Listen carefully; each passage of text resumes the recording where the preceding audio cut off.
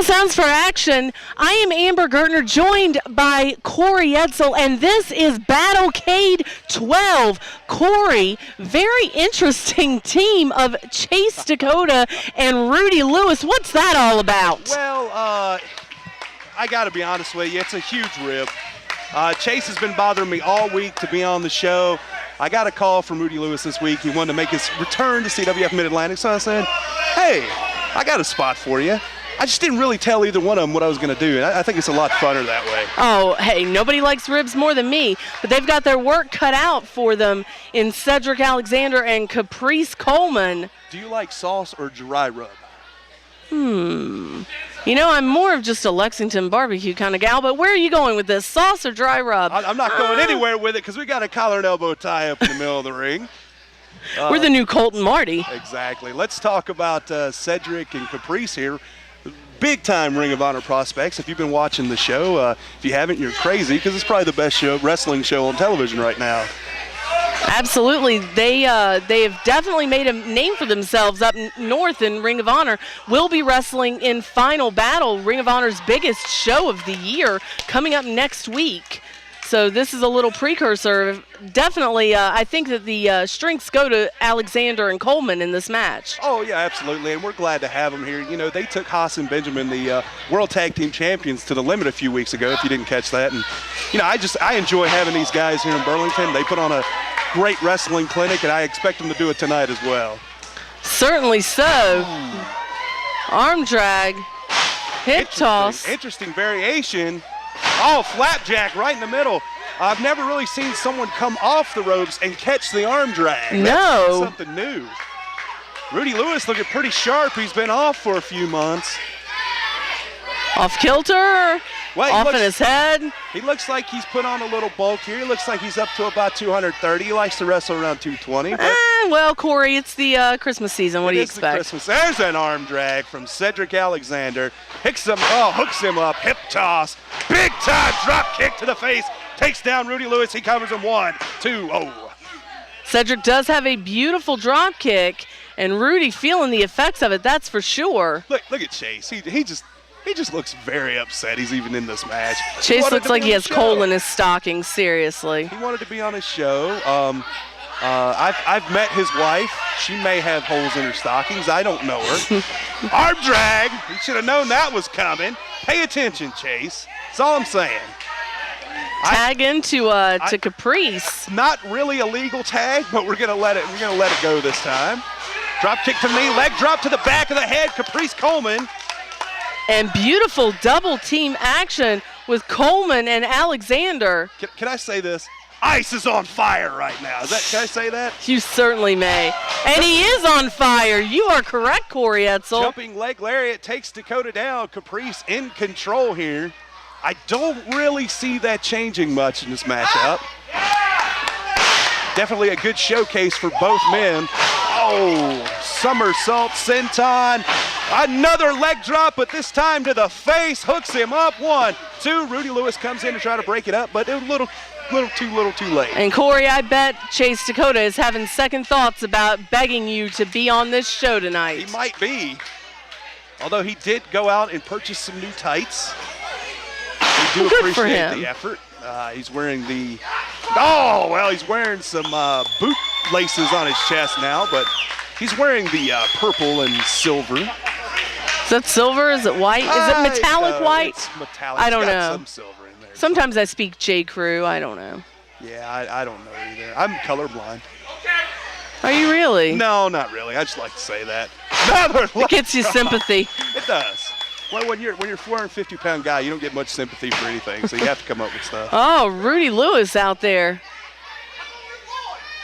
Pulling Coleman off of Dakota. At least he has some sort of, teamwork in here. I'm just going to take this moment to mention, if you don't know, I am the commissioner of CWF Mid-Atlantic. I did not tell people you were the commissioner. I do apologize. I want them, I think it's funnier if they think I'm just pretending to run things as opposed to really running things.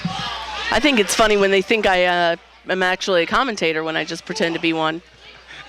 Hey, whatever works. Nice blue ropes here. I picked those up. It does look amazing. Packed house in the Sportatorium tonight for Battlecade 12. Rudy goes for the cover, only gets one. One of the few times we actually sold out on advance tickets. That I wish I could say it happened more often, but I'm glad to see it. Yeah, absolutely. I wish we did see it more often. Everybody knows Battlecade, of course, the biggest show of the year. 10 great matches tonight. We've got women's action on the show. We've got title matches. Well, let's not downplay the women's action. We have the greatest female professional wrestler in the business right now here tonight. I'm very excited about it. Becky Bayless? No.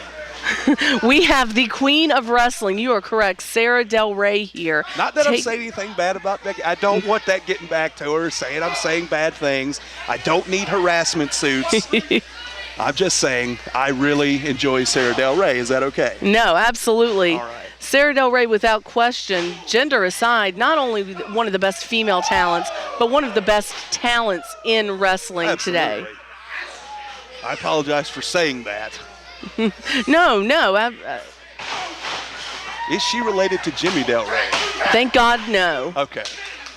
Backbreaker from Chase Dakota on Caprice. Surprisingly, the team of Rudy Lewis and Chase Dakota is working well together. Let's not forget Cecil Scott on the floor, which as soon as I mention him, he gets involved. Surprise, surprise. But Rudy doesn't like it. What a stand-up guy that Rudy Yeah, Lewis is. no kidding. Even when he's laying down, he's a stand-up guy. He counts a lot of lights, that kid. Well, you know, your first 15 or 20 years in the business, that's a part of it. Let's go! A lot of special guests here tonight. We have Tracy Cadell joining us, of the Hardy Boys fame, if you're not aware of him. He's here tonight. We got a lot. We have the Bravados who are also here just watching, maybe scouting some tag teams. You know them from Ring of Honor as well. Very possible. I'm sure they have their eyes on Coleman and Alexander. They do. They have TV. They had a match, and, well, the Bravados lost. Ref trying to get into position there to make that count, only gets a 1. I do enjoy the scooching around method that he employed there, as opposed to simply walking. He scooched. He's a scoocher. Better than a moocher, I guess. I've heard that about him. Little tag team work here from Rudy and Chase, but Caprice cuts that off in a real hurry. Landed some strikes, big right hands on Rudy Lewis. Chase Dakota, though, makes his way over. Caprice isn't going to give up that easy. Double Irish whip on Caprice. Ducks the double clothesline, rolls through, double drop kick.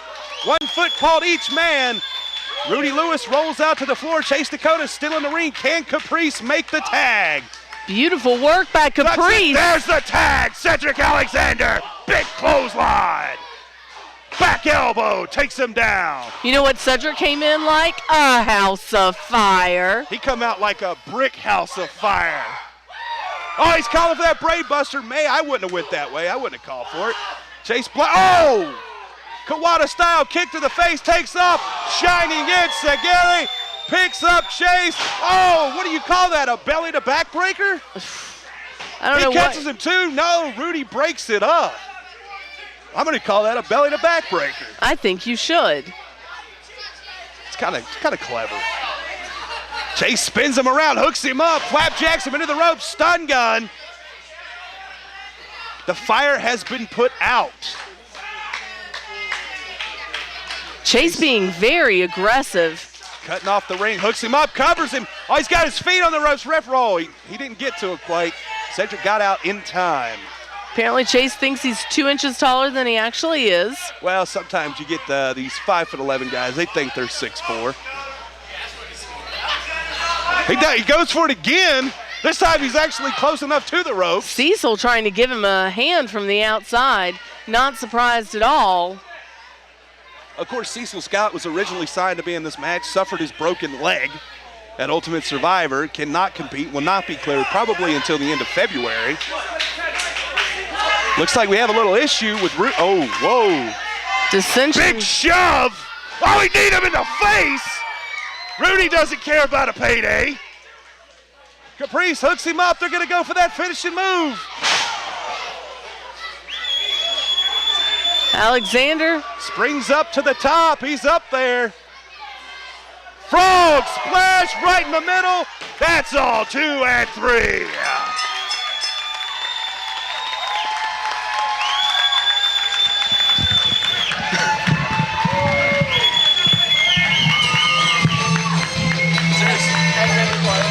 Ladies and gentlemen, your winners by pinfall in 10 minutes even. They told me that this probably would get Cedric Alexander and Caprice Ice Coleman.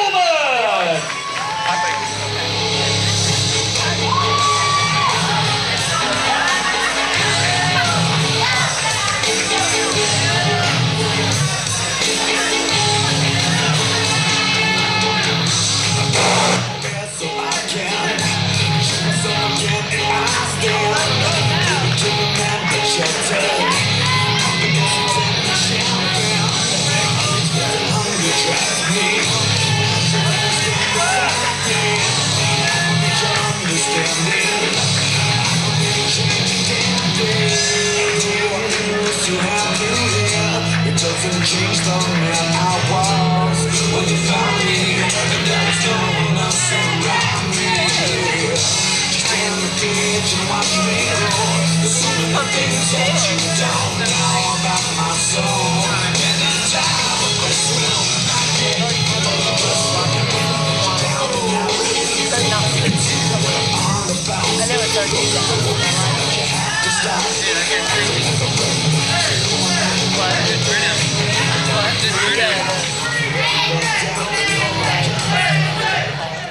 Trevor Lee, his tag team partner, Becky Bayless. And they stay there. And they stay there. She's not as hot as Ben Tyler, but she'll do. Tag team of the PWI International Ultra J Crown Champion, the Midnight Sun, Caleb Konley, his partner, Amber O'Neal.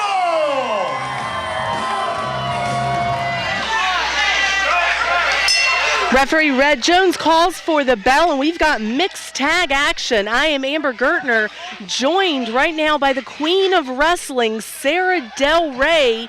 And Sara, you'll be taking on, you issued an open challenge to anyone. Mia Yim, a young upstart, first time in CWF, is taking the challenge and will be wrestling you tonight. I know, what an honor for her and what an honor for you to be sitting here with me. But look at this action we have right now in the ring with Becky Bayless taking on, what is this, Caleb? Caleb Konley. Funny trunks on Caleb. I think Becky can take him, just like I will take Miriam in our match. Well, you're pretty sure of yourself, and rightfully so, Sara. And I guess it is an honor You said to. I'm the queen, right? Because I'm the queen. Oh, sorry, that chop was a little distracting. That chop was merciless by Becky Bayless. Amber O'Neal and Caleb Konley, first time tag teaming together, and Trevor Lee usually out here with his teammate Ben Tyler, the fun athletic guys. Didn't even know they really liked girls, but I guess he decided to take Bayless as a tag team partner. Correct. Sorry, I've been captivated by the action in the ring. Well, it is hot and heavy right now. Yeah, so Caleb and Amber are not a working unit. They've never tagged together They before. have never tagged together. Caleb Konley, usually current reigning Ultra J champion here in CWF. Oh, here we go. I'm looking for some really good action, fast-paced action between Caleb Konley and Trevor Lee. And you're getting it, yeah? Man, they almost look as good as me in the ring. They almost look as good as you in the ring. Yeah. You know, nobody said that you weren't self-assured. That's definitely for sure. It's one of my many qualities. That, and you're an expert gum chewer. And coffee drinker. Did you see that drop kick? Almost as good as my drop kicks. But I choose to use only one foot. I find that a much more effective drop kick. Oh, Becky. Poor Becky. Poor Becky, and she's in the crotch of Trevor Lee. Really, poor Becky. And Amber, what? Are you kidding me? This looks like the booty bop. I think it's a double booty bop, Sara Del Ray. Goodness. And the crowd goes wild here in Burlington.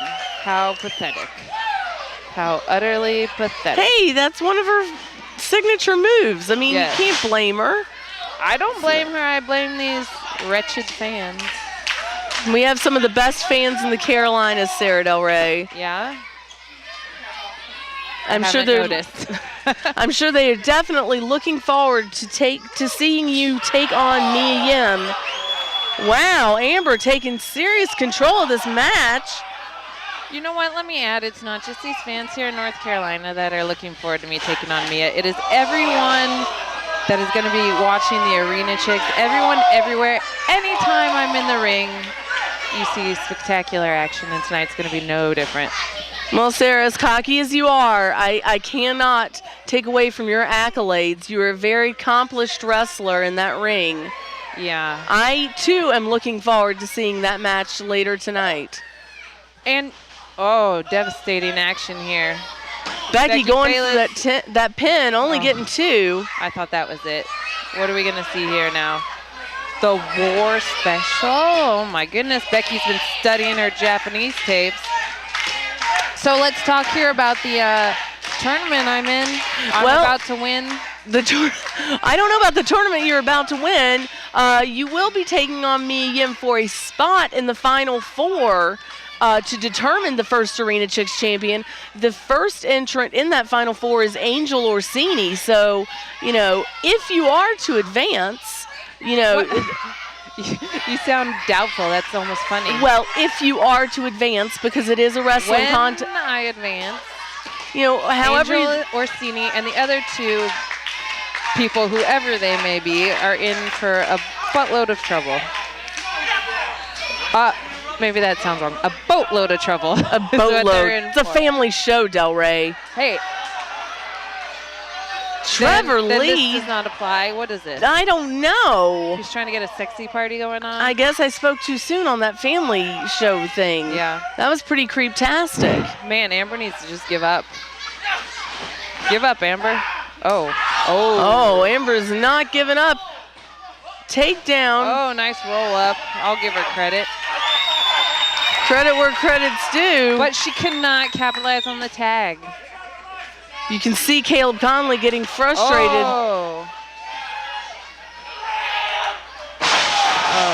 Amber, this could be all.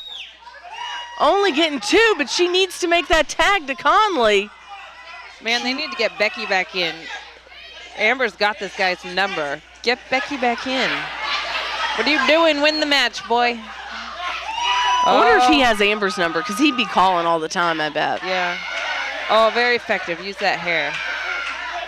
I mean, you're a cheater? Is that what you're saying? I'm not a cheater.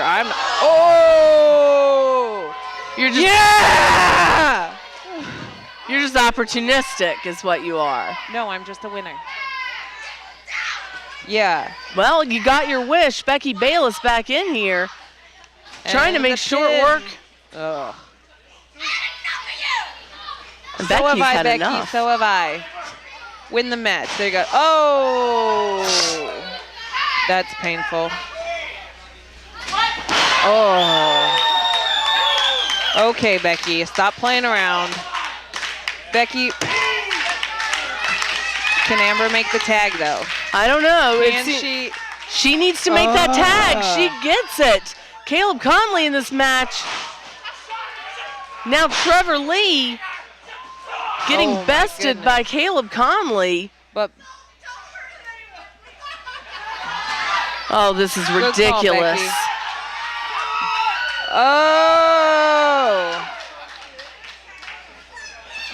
More painful. I bet the kiss was more painful than that spear. It was painful on me. That's for sure. Where's Amber going? Oh my goodness. Amber appears to be flying high, cross body, and a 3 count. Sara Del Ray, Amber gets the pinfall. And Caleb Konley and Amber O'Neal are victorious in this match. Good luck, Sara Del Ray. Later tonight, you will be facing Mia Yim for one of those final spots in the first Arena Chicks Championship match. I wish you all the luck in the world, Queen. I will not need it, but thank you.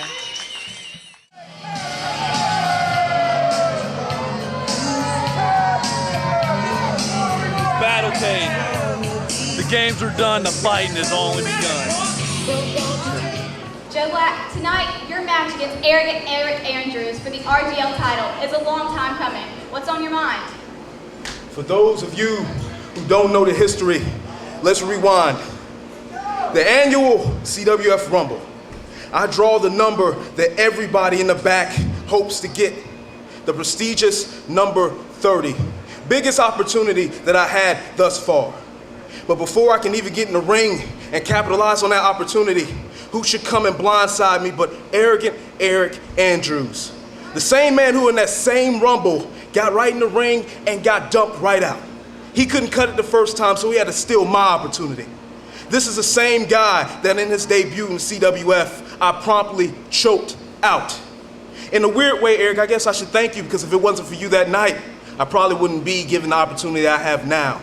2 hard-fought matches to get here when you got a straight bye to the finals. You didn't earn anything.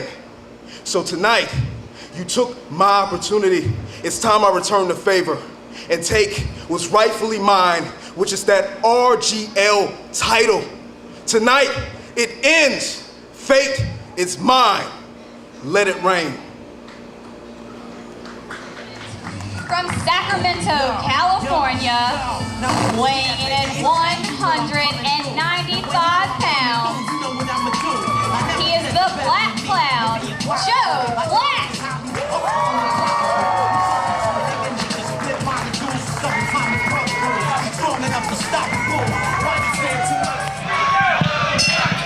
We have RGL Finals action here at Battlecade 12. Joe Black against Aric Andrews, and I don't even know if this match is going to start in the ring, outside, or what. I am Amber Gertner, joined by one half of the current CWF Tag Team Champions, a former RGL champion himself, Roy Wilkins. Oh, yeah. Oh, look at this. Roy, Joe Black just knocked the ever-loving crap out of Aric Andrews. Aric Andrews I like this guy. I like his name. He's smart. He's staying out of the ring. I see him going over this match. Well, the fans definitely don't seem to take a liking to him right now, just calling him a chicken. They want him back in the ring just as bad as Joe Black does. I'll tell you what, Roy, no one has more intensity in that locker room as Joe Black. Oh. I think those punches need to be checked. I see the fist is closed. This is not the UFC. You know what? You just sound like Coach Gemini. That's basically it. Of course, I guess you learned from the worst. Oh, I learned from the best. The coach is the greatest. Roy Wilkins, I know we're going to disagree on that. Right now, Aric Andrews on the outside. 4 count already. He has to count to 10 to get in. He's just taking his time. He does, because it ain't Lucha. And Lucha's got to count at 20. How about them apples?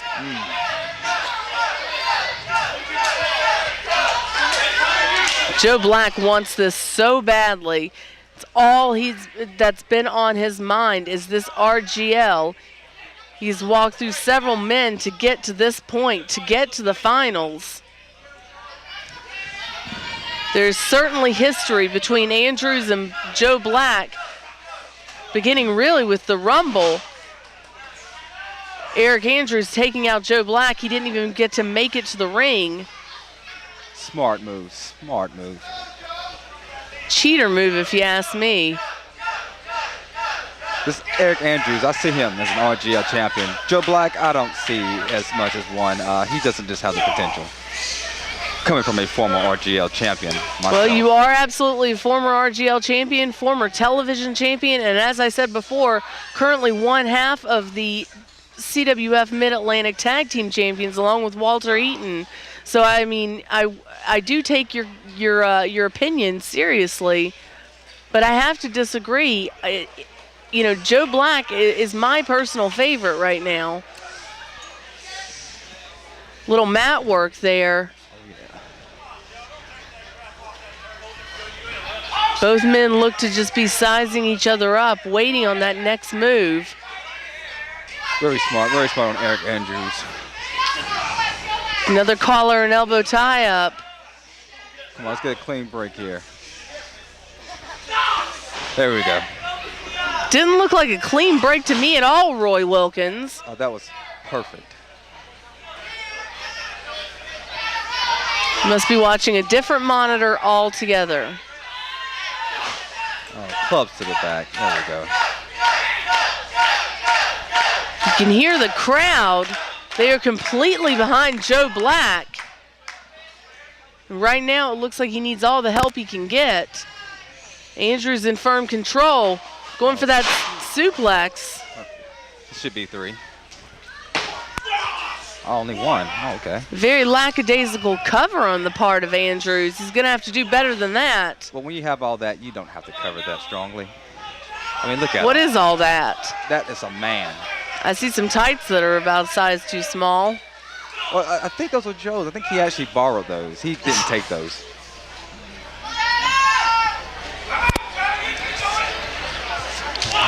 Well, big forearm by arrogant Aric Andrews. And you're right, he is in control. Oh, yeah. At this point, Roy, it could be anyone's game. Oh, 2.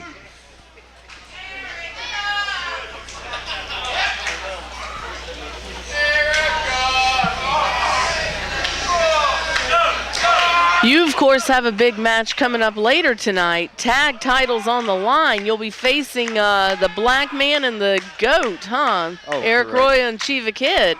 That's not something you can take lightly. Oh, no. But I have a surprise for those 2. Those guys, I don't like them. Neither one of them. Well, a surprise could be in store for you all. You know, you weren't expecting Semper Ferocious to beat you for those belts. I know you got him back in that cage, but just as fast as you can win him, you can lose him. I still have nightmares about that cage.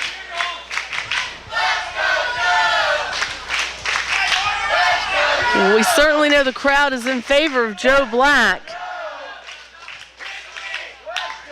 Joe Black just asking to be hit. Just knock him out. I believe it just makes him stronger. He is reaching deep down, Roy Wilkins, deep down inside. This kid's got a lot of heart and passion, but he can't make a mistake. Oh, no. There we go. Cover. 1, 2. Oh. 2, just a second away from being that new RGL champion. This is quite the back and forth match. Oh, spine buster. Perfectly executed. It was a beautiful spine buster. Good cover, but only gets a 2. Come on, Aric. Get up. Get him. You can see the fatigue on both men. And just a cocky kick to the head by Andrews on Joe Black.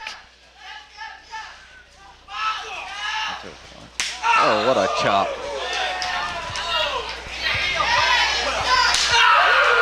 And you gotta admit, Roy, these guys are hungry as they come. You know you were in that RGL division once. You know all of these guys want to make it big. It would be the first feather in their cap in CWF to win that RGL title. Like I said, you know you were there before. Right. I've been an RGL champion, and I can see Aric Andrews being the next champion right here. Boy, you aren't cutting Joe Black any slack at all, are you? Oh, no. Have a little history with that guy. I just don't like him. Well, certainly Joe Black has had his history with the All-Stars, that's for sure, specifically Coach Gemini. Oh.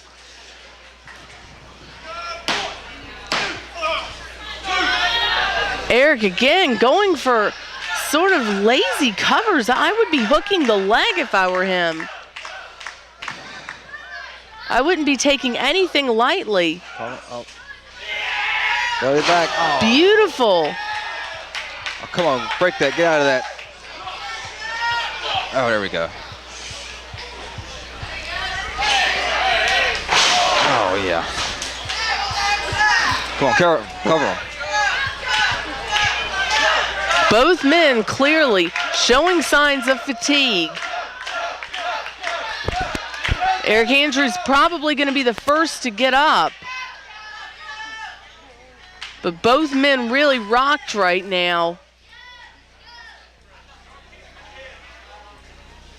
Come on, Joe. And Roy, I don't know, it could be anyone's game at this point. Yeah, it's going back and forth. They're both are just pulling everything out. But just like I said before, Aric Andrews, definitely. Oh, here we go, reversal. Oh, power slam. The corner. Beautiful. Slams him down hard. Beautiful. But as I keep saying, those cocky covers could be the downfall of Aric Andrews. I may have to have a talk with him. Maybe you should.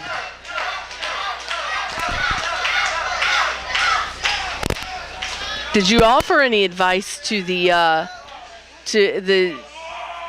Aric Andrews regarding this match, seeing as how obviously you want him to win so badly? I did have a real long conversation with him. I said, Aric, win. Said Aric, win. That's great. Very long. You're a man of many words, Roy Wilkins. I'm quite the talker. Many words and many white women. Well, yeah. Speaking of feathers in my cap. They don't call you Tiger for nothing, huh? Oh, no. Only difference between me and Tiger is I haven't got caught. Oh, Roy. Anyway, back to the action. As you heard, 10 minutes have gone by and only 5 minutes remain. These guys just look exhausted. Oh, beautiful. Beautiful, nice bridge. And oh, here we go. This could be it. No. This could be it. Andrews could tap. Don't do it. Once that submission is locked in, Aric Andrews taps, and we have a new RGL champion in Joe Black. Just like I said from the beginning, Joe Black was going to win this match. Oh, Roy Wilkins, you're ridiculous. You're about as ridiculous as Coach Gemini. Corey Etzel in there to present the belt to Joe Black. I can guarantee you he will not keep that belt for long. Roy, you have your work cut out for you. Like I said, you and Walter Eaton have to take on the Black Man and the Little Goat tonight. CWF Mid-Atlantic Rising Generation League Champion, Joe Black. Well, I need to go prepare for my match. I say you best go prepared for that match. Thank you, Roy Wilkins.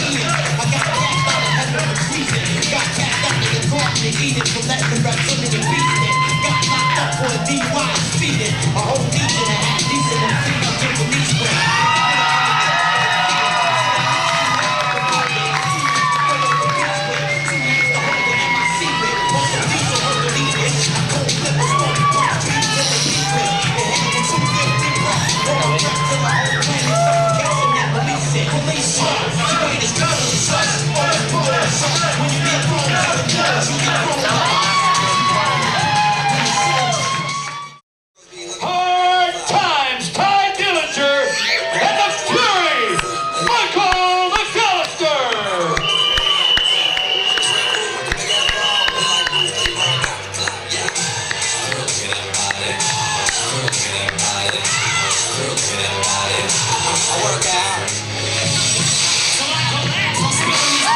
The tag team of the young gun, McBride. We're not even going to wait for the bell, folks. We've got a Texas Tornado match on our hands. I am Amber Gertner, joined by Court Montgomery, one of the All-Stars, and we've got the All-Star team of Michael McAllister and Hard Times Ty Dillinger taking on Adam Page and the young gun, Nick Richards. Oh, double drop kick. Court, I don't know how well your team's going to fare against Nick Richards and Adam Page. Doesn't look too good right now. Look, the coach has always got a plan for us, Amber. And I know the coach has taught these guys everything they know. If he's taught you everything you know, then you don't know a whole lot. Look, that's because everybody always cheats. I can't help that. You're a cheater. I'm not a cheater. Look at them. They're cheating right now. What are they cheating? I just saw Adam Page take his shirt off. That's about all I saw him do. He's cheating. My God. Into the front row. The All-Stars could be dead. I don't know. See, this Troxler needs to get control of the guys now. This can't be legal. Well, Troxler needs to maintain control. You are correct. Coach Gemini, of course, going nowhere near that action. The coach got his ear to the ring over with. It's not his job to go anywhere near the ring. Adam Page rolling Ty Dillinger into the ring. Whipping him into the ropes. Oh, beautiful backbreaker. Going for the count, only gets a 2. Come on, we're not going to give up that easy, Amber.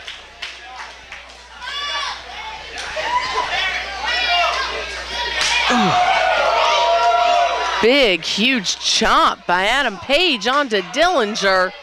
See, right now, Troxler needs to get him out of the corner.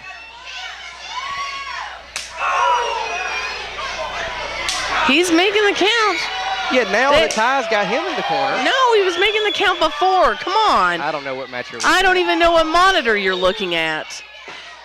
I don't even know if you have your glasses on, do you? As a matter of fact, I do. Good, because I don't have my contacts in. Oh.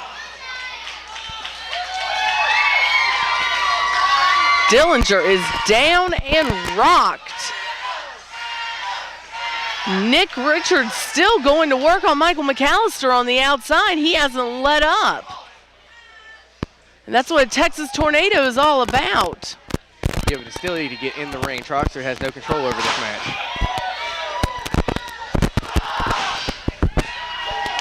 Nick Richards firing it up on Michael McAllister.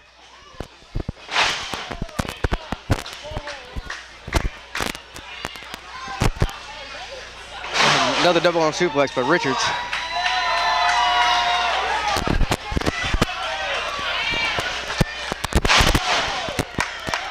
With a bridge this time, only still getting that 2 count. Not going to be that easy for Fatback.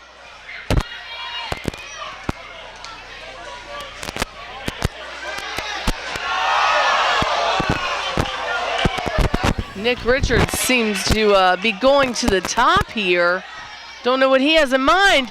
Oh! Always thinking. McAllister pushing Troxler in there. Talk about some cheating there. I don't know what you're talking about. That's perfect direction from the coach to McAllister. I see where all you get your good graces come from. Well, what can I say? The man taught me everything I know. Yeah. As I told Roy Wilkins earlier, he learned from the absolute worst. I don't know what For you're sure. talking about. I don't even know what you're talking about. Looks like Coach Gemini maybe handing something to Dillinger on the outside. I don't see what you're talking about. What monitor are you looking at now? I'm looking at the match that's going on in the ring, Court Montgomery. Yeah, in the ring is McAllister and Nick. Well, outside, there's still some shenanigans going on. Page and Dillinger still going at it on the outside. Michael McAllister seems to be having the upper hand on Nick Richards. And Court Montgomery, this could go either way. I don't think so. Unbelievable. Exactly. Beautiful back suplex onto the apron by Ty Dillinger. Dillinger just trying to kill Adam Page.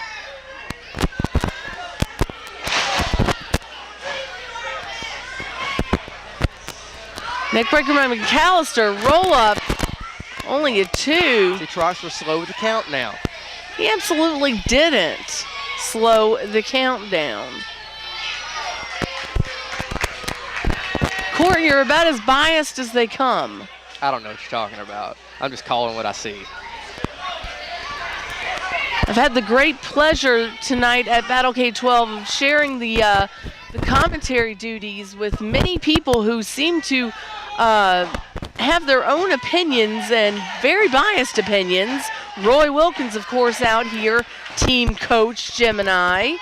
Sara Del Ray thinking that she is obviously the best at what she does, and arguably so, but she thinks she's going to make quick work of Mia Yim later tonight. And you know, honestly, I think she might. We might try to recruit her for the All-Stars. Well, what a coup that would be. Coach Gemini actually staying out of this. Brad Stutts looking on with concern, though. See, that's who I'm surprised isn't cheating. Brad Stutts cheats in every match he's ever out here for. He cheated to beat me at Absolute Justice. I don't recall that at all. Well, I do. Well, you have certainly had your history with Brad Stutts. You guys have had some battles. That's for sure. Well, after tonight, the All-Stars are winning that one. Illegal choking. Speaking of people doing the count, Troxler's got to get in there. I don't see what you're talking about. It's very hard to maintain control in a Texas Tornado style match. You want to talk about bias? Troxler is only counting for the All-Stars. He doesn't ever try to count out Richard or Paige. I think he's done a very fair and balanced job. The only fair and balanced referee that's ever been in his company is me. Unbelievable. You're about as fair and balanced as Fox News. Hey, Fox News is great. Looks like Ty Dillinger going for that cover. Slow count as always for Troxler. Ty giving him the business as he should. Oh! See, he's a referee. He shouldn't be putting his hands on the athlete. Yeah, there's a little Ric Flair and Tommy Young right there. And coach, of course, calling that. Coach Gemini now threatening to punch the referee in the face. What do you think about that, Court Montgomery? As he should. Did you see him put his hands on Ty Dillinger? Dillinger's just trying to make short work of Richards. Brad Stutts out there trying to give the kid a little bit of advice. He's cheating, as always. He probably just No, he was conferring with the wrestler that he manages. That's not cheating. Oh, I'm sure. You've always been team Fatback anyway, so I don't know why I'm trying to argue with you. I'm not team anyone. I'm team CWF. I call it like I see it. And right now, what I'm seeing is Ty Dillinger in a world of hurt. DDT. And Nick's got to capitalize and make that cover. He's hooking the leg. 1, 2. See how much faster Troxler was with that count than the last one for the All-Stars? It's pathetic. See nothing. Maybe that prescription needs to be looked at. Well, when was the last time you went to the eye doctor? Last week. These are brand new. They are very nice glasses, off the subject. Well, thank you. It's nice to see we can agree on something. Oh, man. That was sexy. Nick Richards just having to take a face full of hairy chest. 2.5. I'll be willing to bet that's not the first time he took a face full of hairy chest. I have nothing. I have no comeback. I know. I hope it was the first time. I hope it's the last time. I'd want to be nowhere near Michael McAllister's hairy chest. We have that shampoo that we use on his chest imported from Brazil, okay? Unbelievable. It's fantastic. Just like this is. Is that your duty in the All-Stars? You're the chest washer, No, Court Montgomery? I do not wash his chest. I only acquire the shampoo. You said we. We get the shampoo in. I don't know, Court Montgomery. I don't know what you're talking about. I know Michael McAllister going after Adam Page. All 4 men have been through sheer battle so far. And whoa, big backdrop.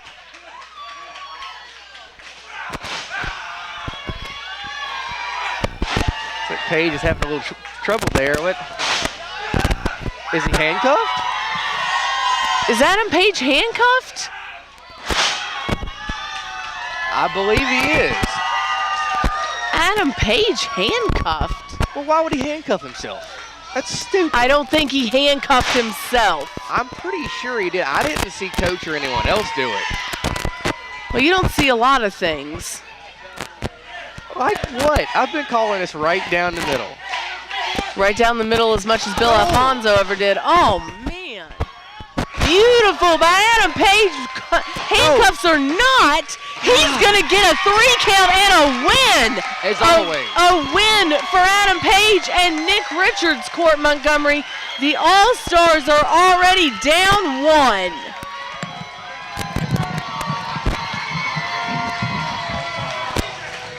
Ladies and gentlemen, your winners by pinfall in 10 minutes, 40 seconds.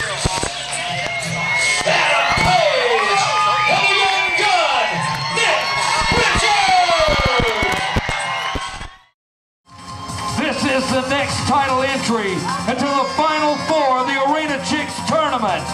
Please welcome Mia Yim. She is the queen of wrestling, Sara Del Ray.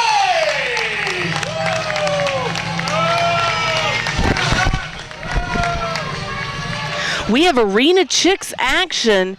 We have the queen of wrestling, Sara Del Ray. She issued an open challenge to anyone, and the young upstart Mia Yim gladly accepted. I am Amber Gertner, joined by Cecil Scott. And Cecil, this is going to be one heck of a matchup. Absolutely. Sara Del Ray, yeah, the queen of wrestling, but for my money, the best women's wrestler in the world. You know what? Forget that. She's one of the best wrestlers in the world, period. Thank you for saying that, because I was going to correct you. She is not one of the best women's wrestlers. She is bar none one of the best wrestlers today. And we saw her a few months ago with Chikara taking on, the great Mike Quackenbush and nearly coming away with the win. Absolutely. That proves that she can do just about anything in that ring. But let's talk about Mia Yim for a moment. Mia, like I said, gladly accepted this open challenge by Sara Del Ray.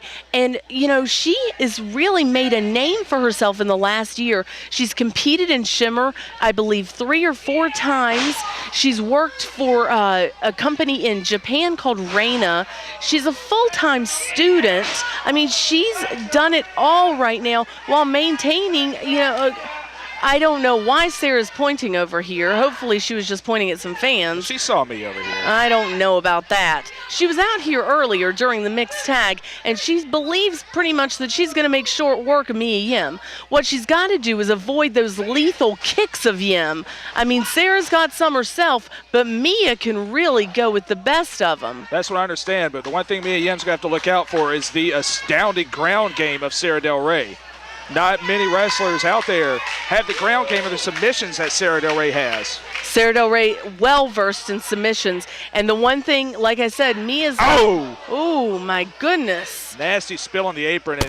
And Del Ray has to avoid those kicks, but Mia has to avoid that royal butterfly suplex. The royal butterfly, and not to mention the experience of Sara Del Ray. She's been everywhere for the last several years. Mia Yim's still kind of an upstart.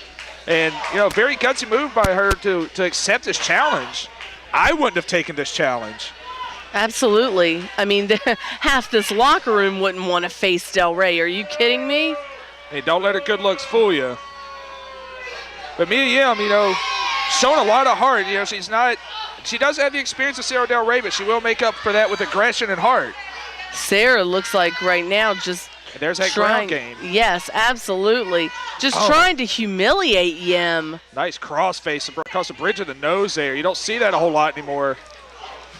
She's really trying to make Mia Yim rethink this whole accepting this challenge. And, of course, the winner of this match will advance into the Final Four for the first crowning of the ArenaChicks belt.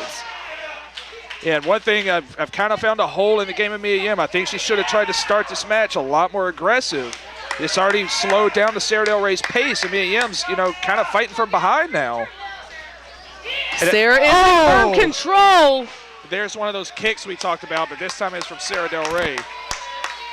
And that may have rearranged the face, so to speak, of Mia Yim. Goodness gracious. Sara Del That Ray could do just it. holding nothing back. Tight cover. I thought that was it. Sara Del Ray's trying to make a name for herself. This is a huge crowd here. You know, and she's getting all over the place. She wants to expose herself in every state, every region that she can. Yim, of course, the same way. As I said, you know, wrestling already in Japan.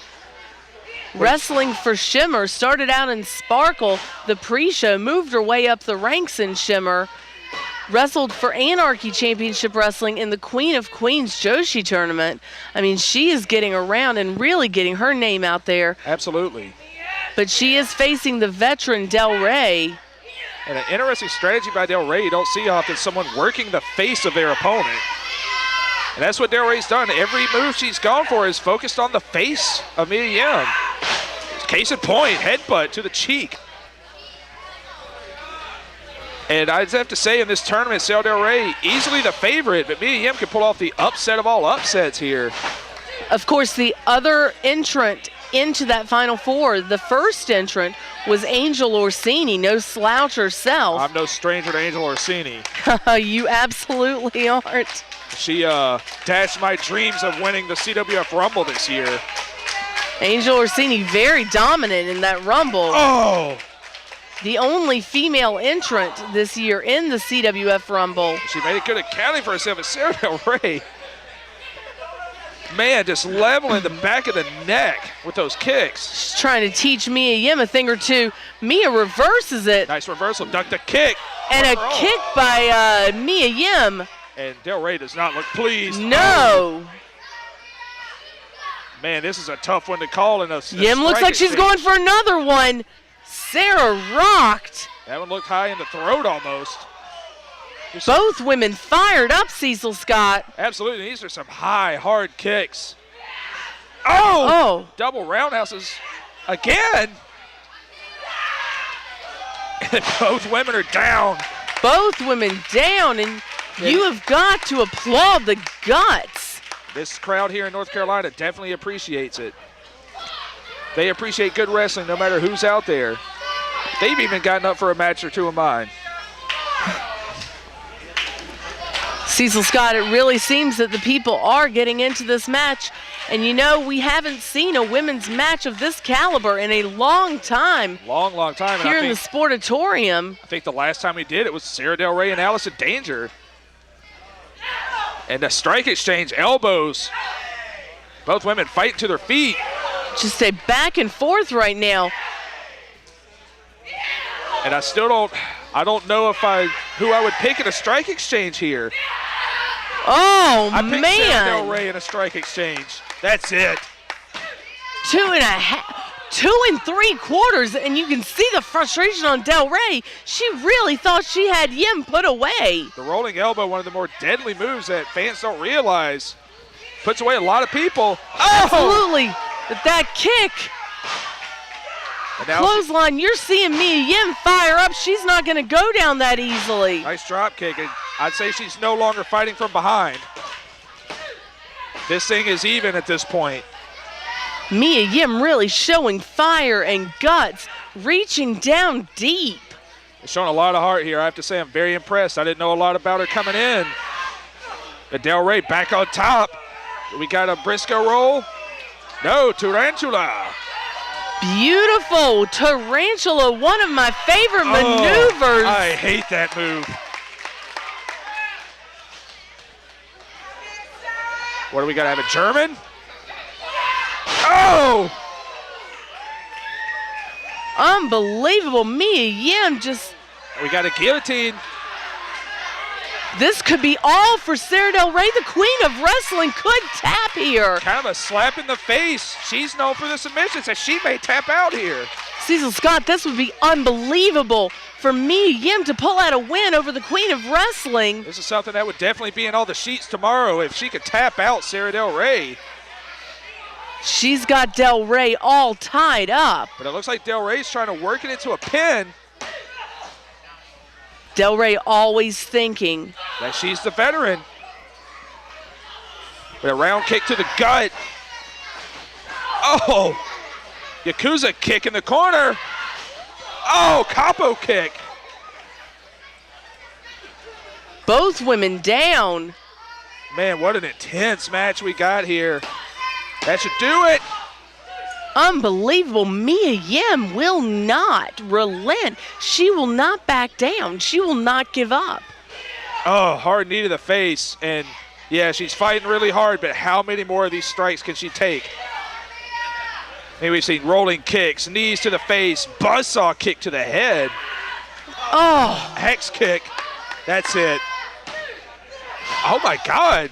Mia Yim, I don't know where it's coming from, but she will not lay there for those 3 seconds. It shows you how important this tournament is. Del Ray arguing with Katie Kincaid. Roll up here. 1, 2. Del Ray showing why she's the best. Nice leg sweep. Shining Wizard. Shining Wizard by Mia Yim. Roll up. And this could be Del Ray all. kicked out again.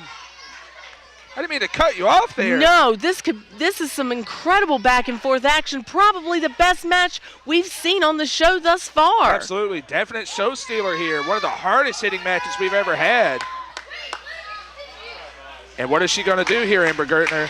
Yim going to the top. Is she known for a moonsault?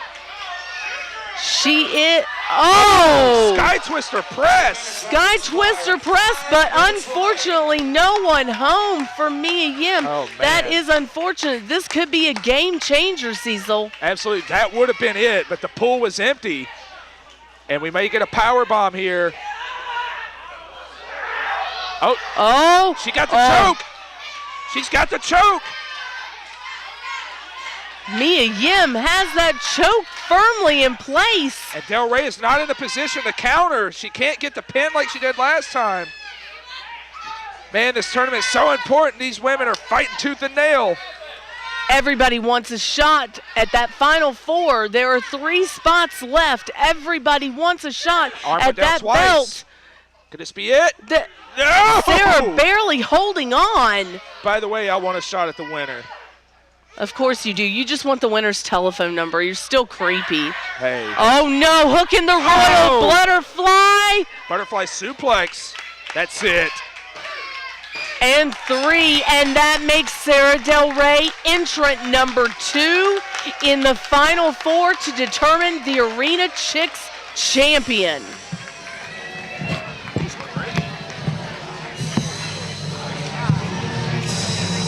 11 minutes and 5 seconds, your winner, advancing to the ArenaChicks Championship Final Four, Sara Del Ray!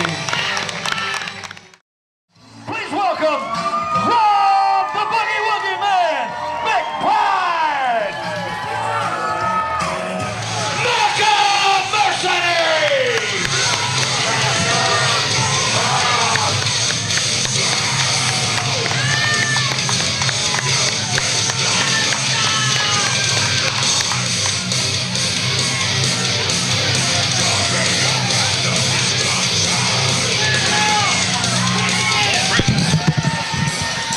Action starting right now. Red Jones calling for the bell. These guys aren't going to wait, Cecil. There's a lot of hate here. Hate from me for Rob McBride. Hate between these two. This is a last man standing match, and you are correct. Rob McBride, of course, is $1,000 richer after body slamming Mecca Mercenary, something that no one else on the CWF roster was able to even do. Absolutely, and he's the reason I am sitting out here with you and not in the ring tonight.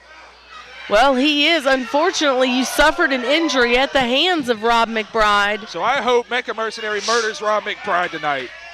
Well, I hope for no homicides on Battlecade 12, but that's just me. Well, if we could get homicide, that would be great. Homicide was already booked, Cecil Scott. Oh, yeah, I forgot. He's in Taiwan.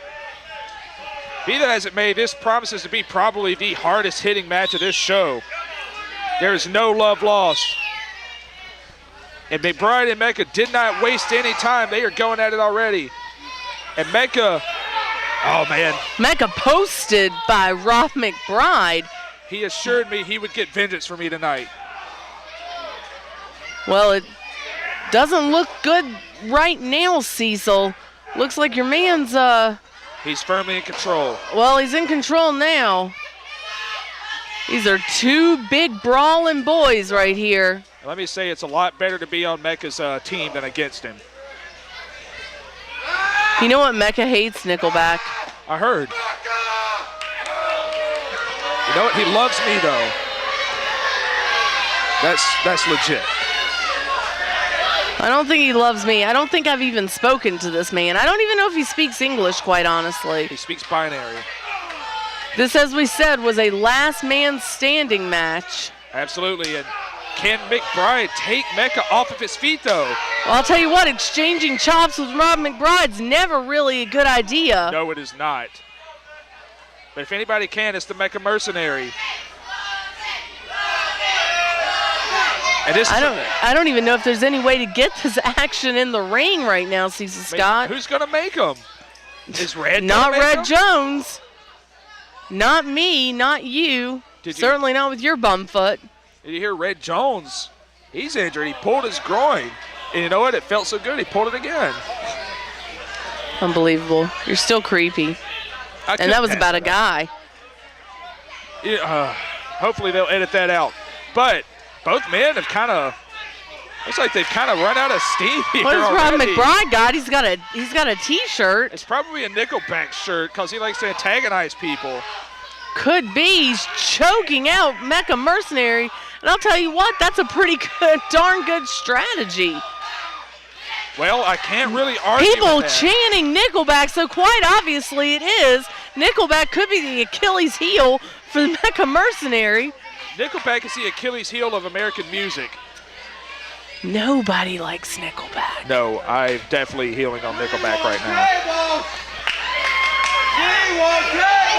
Mecha Mercenary and I agree on anything, and I don't even know, because like I said, he's never spoken to me. We both hate Nickelback. Well, not for nothing. Mecca's actually down right now.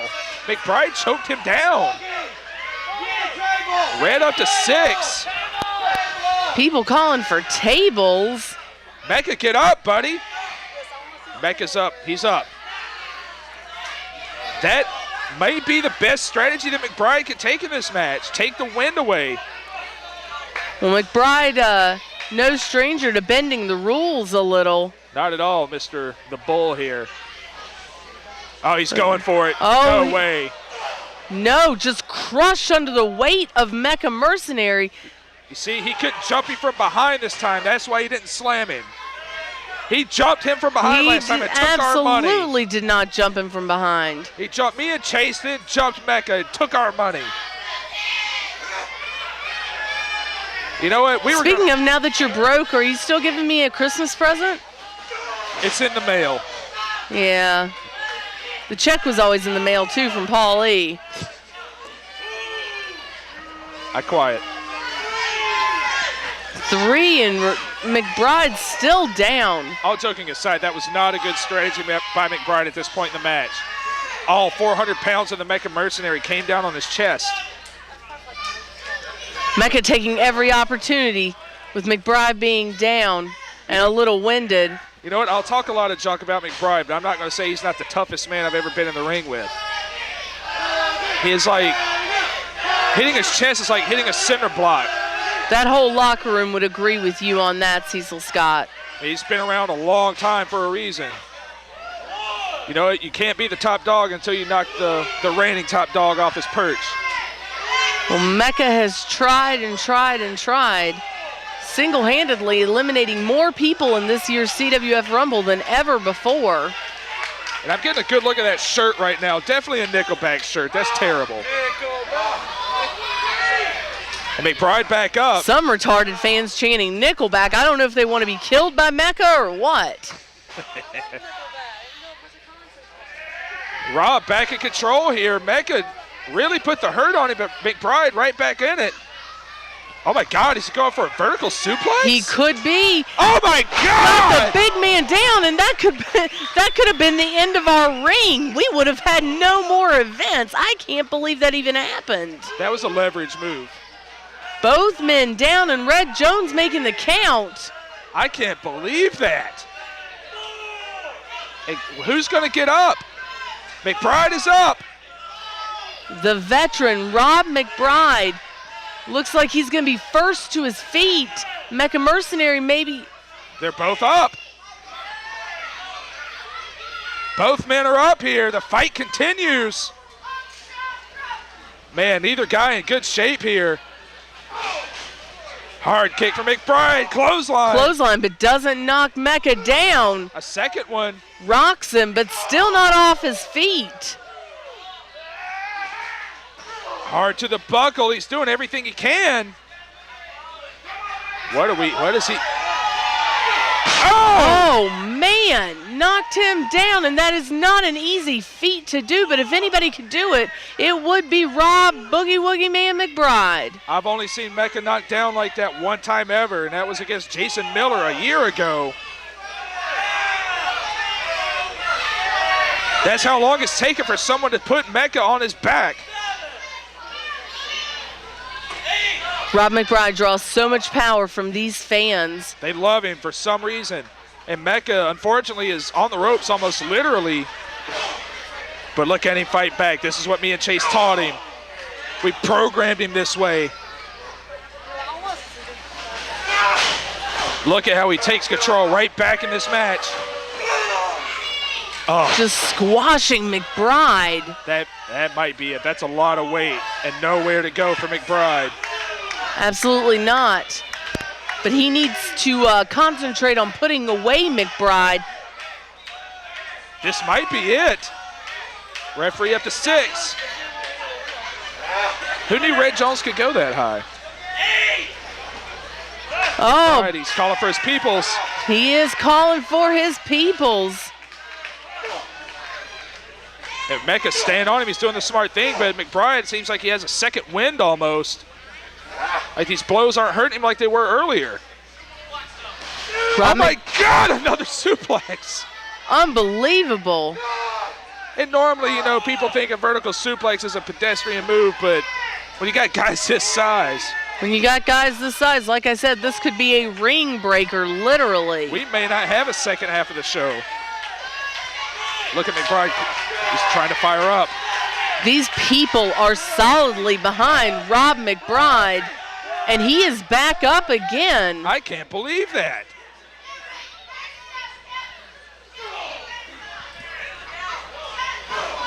But Mecca will not relent. You know, he will not relent. He continues the onslaught.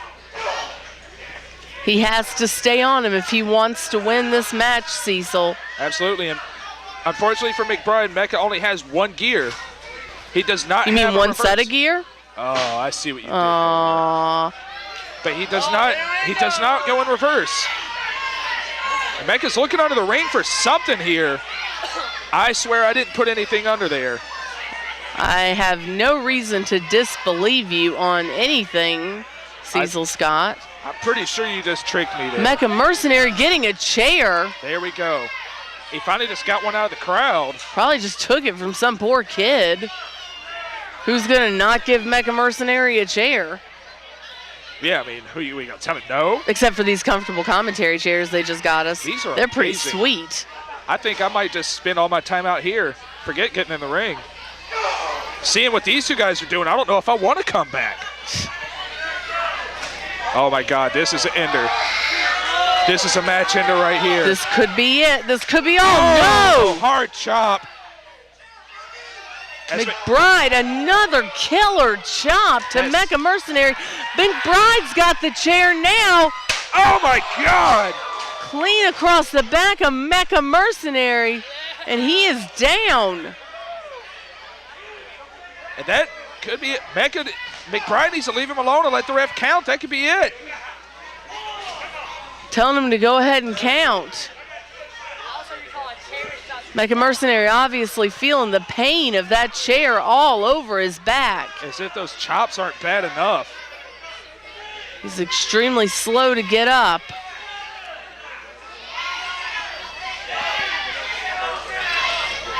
And McBride, I mean, Mecca's up. McBride staying on him, choking him. I'm surprised he hasn't gone back to this strategy more. It worked early in the match. And something I've never seen, Mecca almost looks desperate. As much as a machine can look desperate, he does. The life is being choked out of him. He's Two big giant monsters showing incredible heart. We saw heart in the women's match before. Think this is a different kind of heart. Mecca whipped into the ropes. Crossbody! That's it. McBride's dead. Count, referee.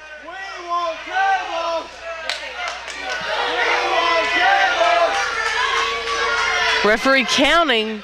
McBride is still down. And Mecca, I believe Mecca may think this is clearly over.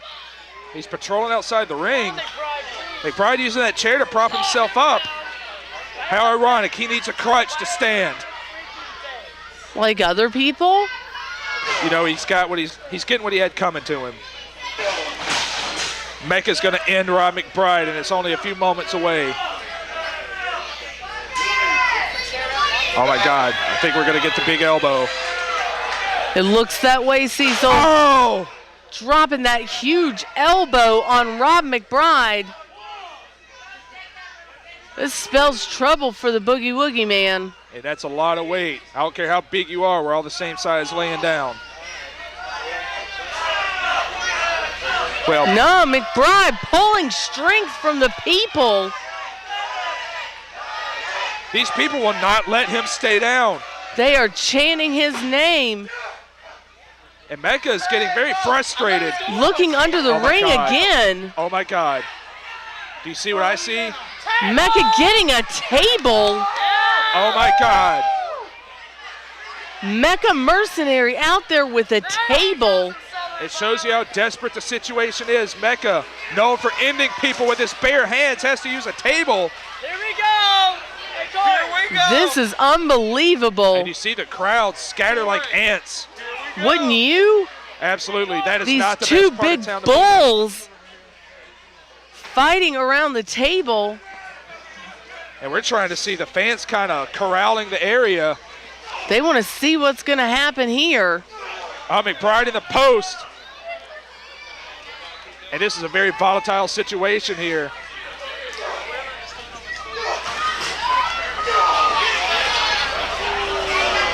And we're having a hard time seeing, to be honest, but I see Mecca standing up. And I see Rob McBride on a table.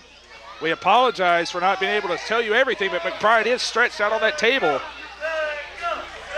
A number of fans, like Mecca I said, corralled the area. Getting back into the ring. Mecca's on the apron. Oh my God. Cecil Scott, this spells trouble for McBride. McBride moved. Rob McBride moved out of the way. Mecca went through that table. Mecca just crashing through that table, and that's got to be all for Mecca Mercenary. I don't know if even he could come back from this. Cecil, you know him better than anyone. I've never seen Mecca put through this kind of punishment, ever. And I hate to sound worried, because I know he could beat everybody, but it doesn't look good for Mecca Mercenary. This was McBride's best chance to win this. The count is at 8, Cecil Scott. Mecca Mercenary is up. He's up. Unbelievable, he this is not man. human. This man is an absolute monster. He is a machine. And now I know, in my heart, McBride cannot beat the Mecca Mercenary. I don't know, McBride's got a huge heart, and he's got determination, and most of all, he's got these people behind him. He does, but if that didn't put Mecca down, what can? Oh my God. I can't believe he knocked Mecca Mercenary down with a punch. That shows you how damaged he is. He is rocked from going through that table, and who can blame him? That would take out most mortal men, not Mecca Mercenary, but he's still feeling the effects, and Rob McBride's got that chair. He's trying to put the icing on the cake here. Oh man, I don't like this. Mecca comes back, kick to the gut. McBride down. What do we got here? Neck breaker. Oh, he didn't get all of it, but it's enough to buy him some time. But is it enough to buy a 10 count, Cecil Scott? I don't know if that was the point there. I mean, if it happens, it happens. But he needs time. He just took some hellacious punishment in the last 2 or 3 minutes. He does need that breather. Even a machine needs to breathe. We're up to 7. Mecca's up. McBride pops to his feet. Unbelievable. The tenacity. The old horse still has life left in him. Or the old bull, I should say. Went to the corner, big splash. McBride felt that earlier. Takes him to his knees. Oh, he's going for that chair again. And no one in the history of Mecha Mercenary's career has ever done as much damage to him as Rob McBride has. I know, I've never. Oh, we got the choke slam coming.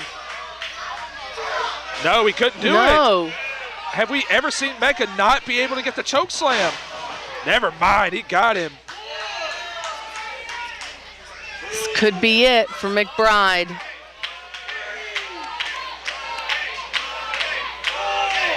And you did point out the age difference. I mean, Mecha Mercenary, a young man, Rob McBride, he's fought many a battle, but he's definitely.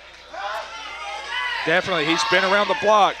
But, you know, age has got to play a factor in this. Just to show you how young he is. I'm the old man of that team. Well, at least you're not as old as Coach Gemini. Oh, or McBride.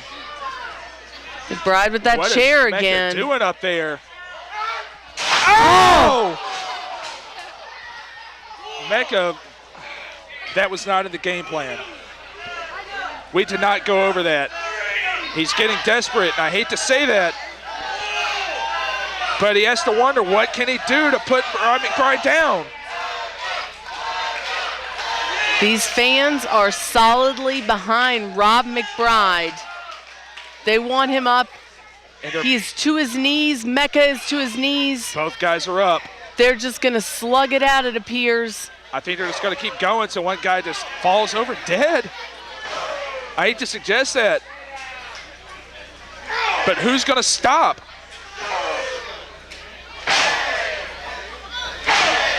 Come on, baby, I don't like Rob McBride, but I have a world of respect for him.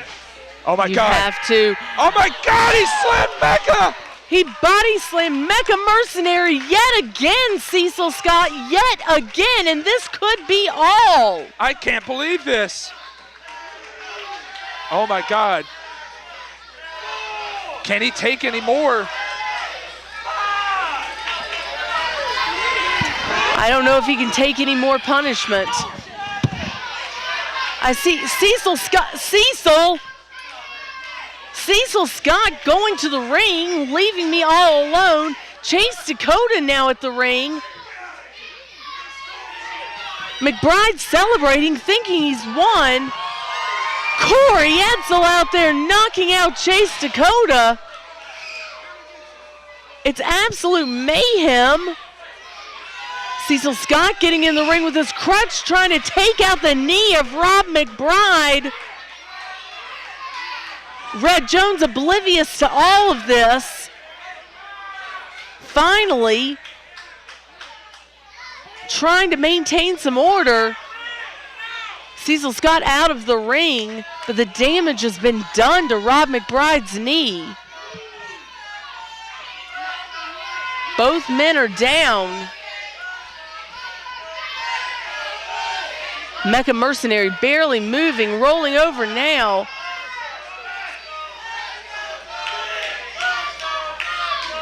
Cecil Scott still staying at ringside.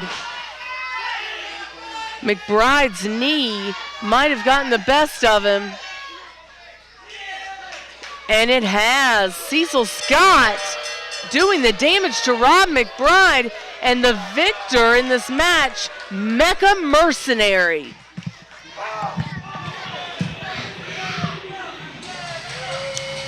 How's it going? Doing good. Ladies and gentlemen, your winner, 20 minutes and 45 seconds, Mecca Mercenary! I gotta get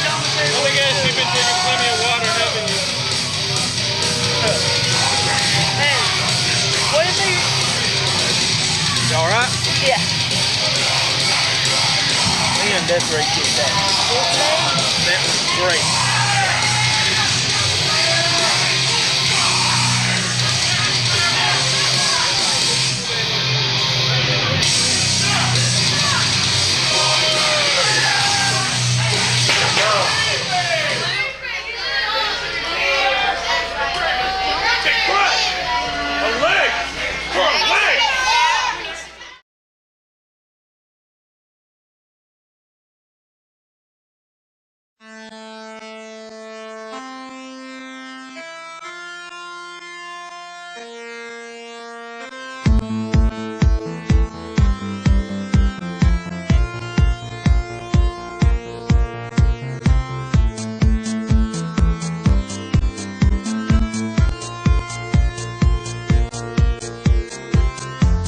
Deserve the best.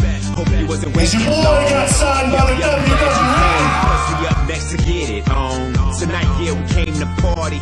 Tonight, we lose all our fears. And the way that your body's moving, let's get one thing clear. When the sun goes down and the lights come on, when it feels so right, nothing can go wrong.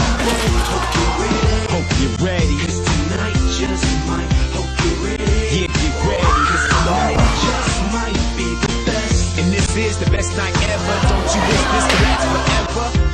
Well, never say never. Let's make this one last forever. And this is the best night ever. Don't you wish this could last forever? Well, never say never. Let's make this one last forever. Something like a one-night stand. Y'all blamed it on the Hennessy. That got you 9 months later. Shopping at the Jamboree. I'm saying life's passing a flash. Looking back at your golden years. And she wants this moment forever. Let's get one thing clear. When the sun goes down and the lights come on, and it feels so right, nothing can go wrong. Hope you're ready. Hope you're ready. 'Cause tonight just might. Hope you're ready. Yeah, get ready. 'Cause tonight just might. When the sun goes down and the lights come on, when it feels so right, nothing can go wrong. Hope you're ready. Hope you're ready. 'Cause tonight just might. Hope you're ready. Yeah, get ready. 'Cause tonight just might be the best. And this is the best night ever. Don't you wish this could last forever? Well, never say never. Let's make this one last forever. And this is the best night ever. Don't you wish this could last forever? Well, never say never. Let's make this one last forever. Doctor said, watch my drinking, so I bring them here to the club on the weekend. And I'm looking for the last one hit with a front side like Sheena Easton. Her backside is green like T-Fin. And right here, yeah, we call this beastin', 'cause it's MC and it's easy as breathing. And we both here for the same reasons. We came to party. Tonight we lose all our fears. And the way that your body's moving, let's get one thing clear. We came to party.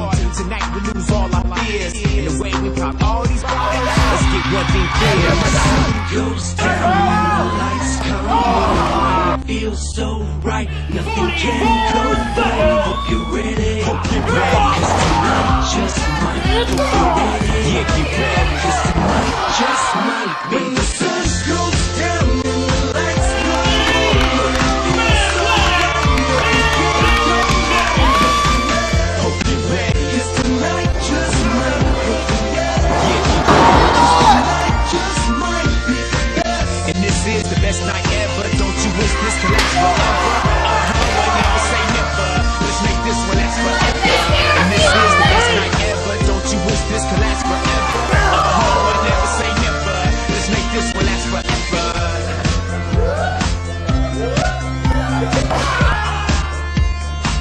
Let's make this one last forever. Campaign and all the skeezers that are around want to take a ride on the bearskin rug. And I say you can take this job and shove it up your ass.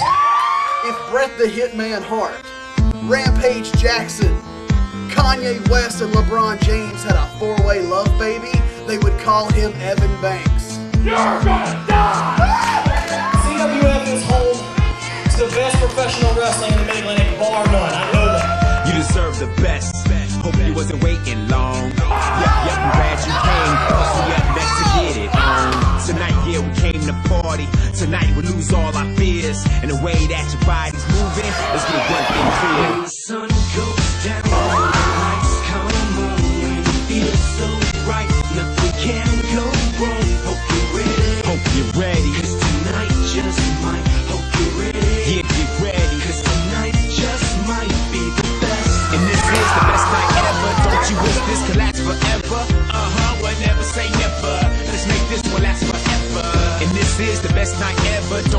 this could last forever. I never say never. Let's make this one last forever. Something like a one-night stand. Y'all blamed it on the Hennessy. That got you 9 months later.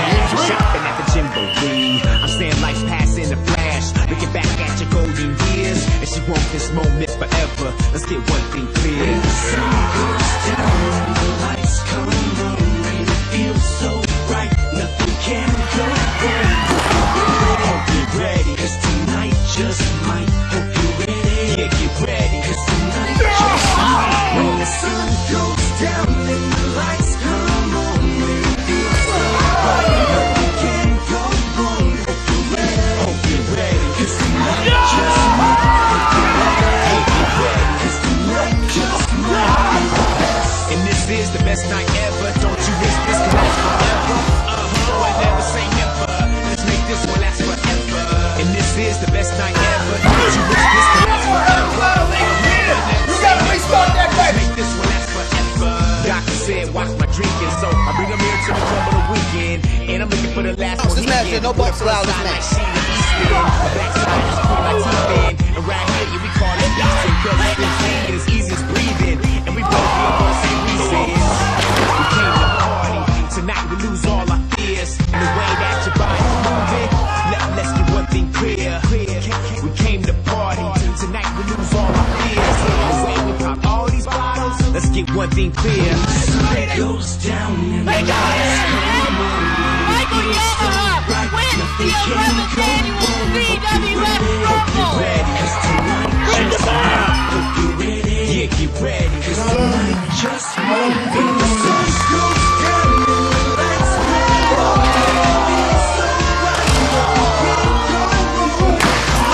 Hope you're ready, 'cause tonight just might. Yeah, get ready, 'cause tonight just might be the best. And this is the best night ever. Don't you wish this could last forever? Iron Man match. Let's make this one last forever. And this is the best night ever. Don't you wish this could last forever?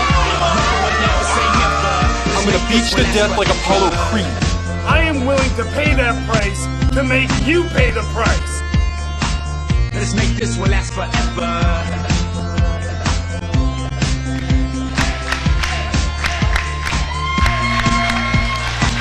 Let's make this one last forever.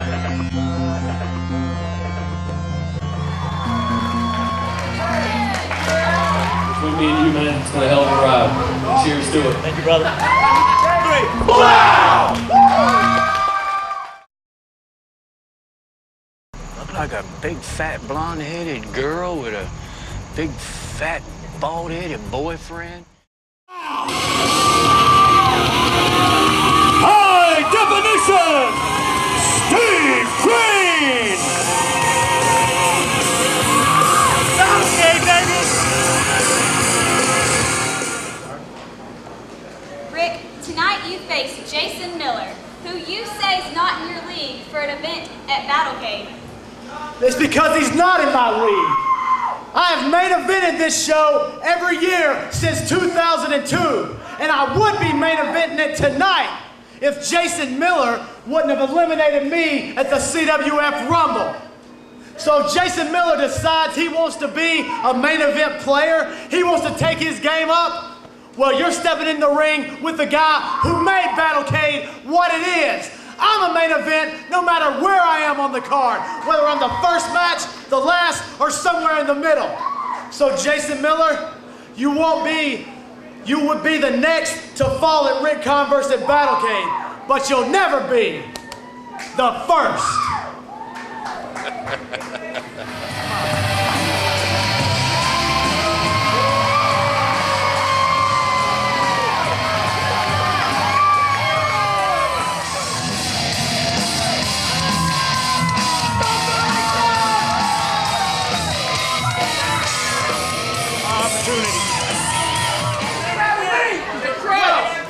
Hey, where's that girl at? You! What's your name? Charity, what's your name? Charity? Charity, get in here! Get in the ring! Come here!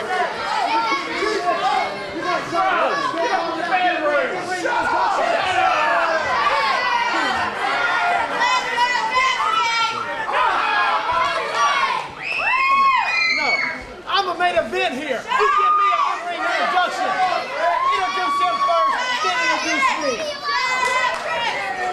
I'll wait for your turn, Jason Miller. Let's go. Ladies and gentlemen, introducing first, Jason Miller, weighing in at 220 pounds.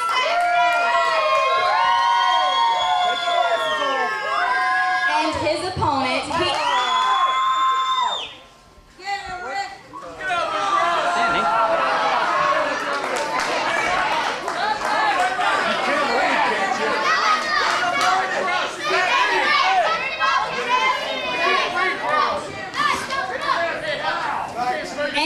opponent, from Morningside, North Carolina, weighing 225 pounds.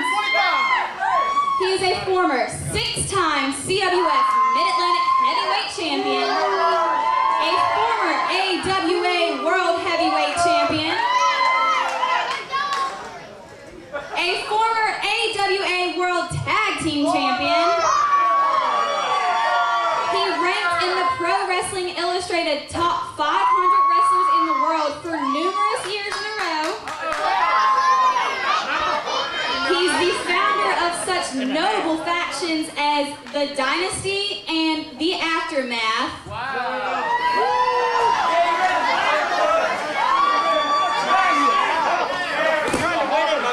He is the man who is more raw than any other wrestler alive. He is Slick Daddy, the man who runs the city. Slick Diddy, the man who runs the city. He is Mr. Battlecade. What is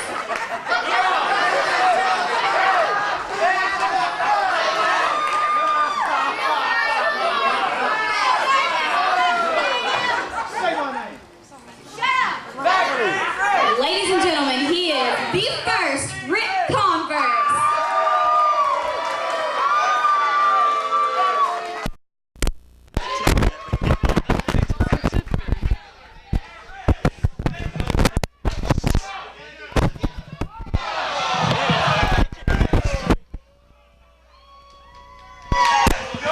Oh my goodness, Amber, are we finally starting here? I don't know. I saw a slap to Chastity. Unbelievable, Ric Converse. I'm Amber Gertner. I'm joined right now by High Definition Steve Green. It is my pleasure, Steve, to have you out here for this giant grudge match between Jason Miller and the first Ric Converse. No, it is my pleasure, Amber. Being welcomed back here by all the fans, having the privilege to be beside you out here is a great honor. Why, thanks, Steve. This is going to be a good matchup. It is. Lots of aggression right now on the line. Jason Miller, of course, eliminated Ric Converse in the CWF Rumble this year, and Ric Converse hasn't been the same since. Yeah, I'm pretty good friends with Rick outside the rings, even though I don't always agree with the way he acts. And he was pretty upset about it. He was working out. Me and him actually went to Vegas, and he was always washing his hands before he went worked out. Pretty crazy. He was going to wash his hands of a filth of Jason Miller, he said. Oh, unbelievable. Jason Miller, of course, a former RGL champion. We crowned a new RGL champion in Joe Black earlier today. This has been a huge night of wrestling here at CWF in the Sportatorium. But I'm looking very forward to see how Miller and Converse shape up one-on-one. Yeah, I'm pretty sure it's going to be the most exciting match of the night. You know, the con man always has a con up his sleeve. Oh, I absolutely do. And you are correct. No one knows Ric Converse better than you, Steve Green. Who I don't recognize is the referee for this wrestling match. Is that Red Jones' son? It could very well be Red Jones' illegitimate son. Except he's not really a ginger. But anyway. Oh, left-handed chest slap from Ric Converse. Just taunting Jason Miller right now. Jason Miller has been looking excellent since the first day I've seen him. And I'm pretty sure he can definitely take this match if he's on his high game. He, of course, is a graduate of the CWF Dojo. If you, too, would like to learn how to become a professional wrestler, please contact us at CWF247.com for all the details. Nice takeover by Miller. Excellent textbook work. I'm pretty sure he learned and perfected all these moves on Sunday night wrestling practice up in here. It is Sunday night wrestling practice. Oh, man, just clubbing Ric Converse. Ooh. Trash talking. Looks like he's going to be turning the head games into the con man here. He is trying to just play the mind game. Unfortunately for Miller, you know, he's always got to contest with the fact that William L. Cross is on the outside. So he's not just facing Converse, he's got William L. Cross to deal with. Blow to blow right now. It's a slugfest, Steve Green. It definitely is. Ooh, nice back body drop. Beautiful back body drop. He is not letting Ric Converse breathe at all. And you know what? That is key. That is paramount in this match. He cannot give Converse an inch if he wants to win this match. I wonder if he knew that Ric Converse was going to be wearing purple tonight, and that's why he wore purple tights as well. Maybe it is. It's a mind game, Steve Green. Ooh! Burn in the chest. We could hear that everywhere throughout the Sportatorium. Looks like he may be going for it again. Ooh, give Ric Converse some ice.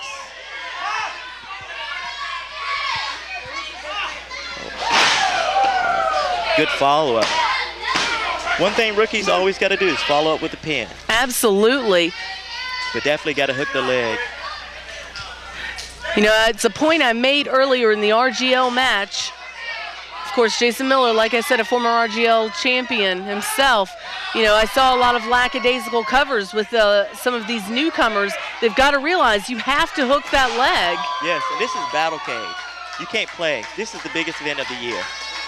It absolutely is. Look at what Ric Converse just did. He just gave Jason Miller a power bomb. He led up 1 inch, and Ric Converse is going to take him out. Ric Converse knows how to capitalize on his opponent like no one else.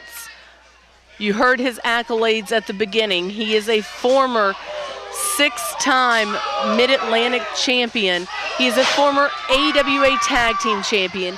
He beat Amori for the AWA World Heavyweight Championship. This man has done almost everything you can do in the wrestling sport. There's no doubt. I'm surprised he's even letting Osiris hold the heavyweight title right now. I'm sure there's a con going on even in the aftermath. It seems like there might be some even dissension in the aftermath from time to time. Those are some two really big egos when you talk about Osiris and Ric Converse. Of course, Osiris going to be defending tonight against the 2012 Rumble winner, Michael Yamaha, in main event action. And there's William Cross, like we said. Oh, I can't stand William Cross. On the outside. No. Who can? Look at that smug look on his face.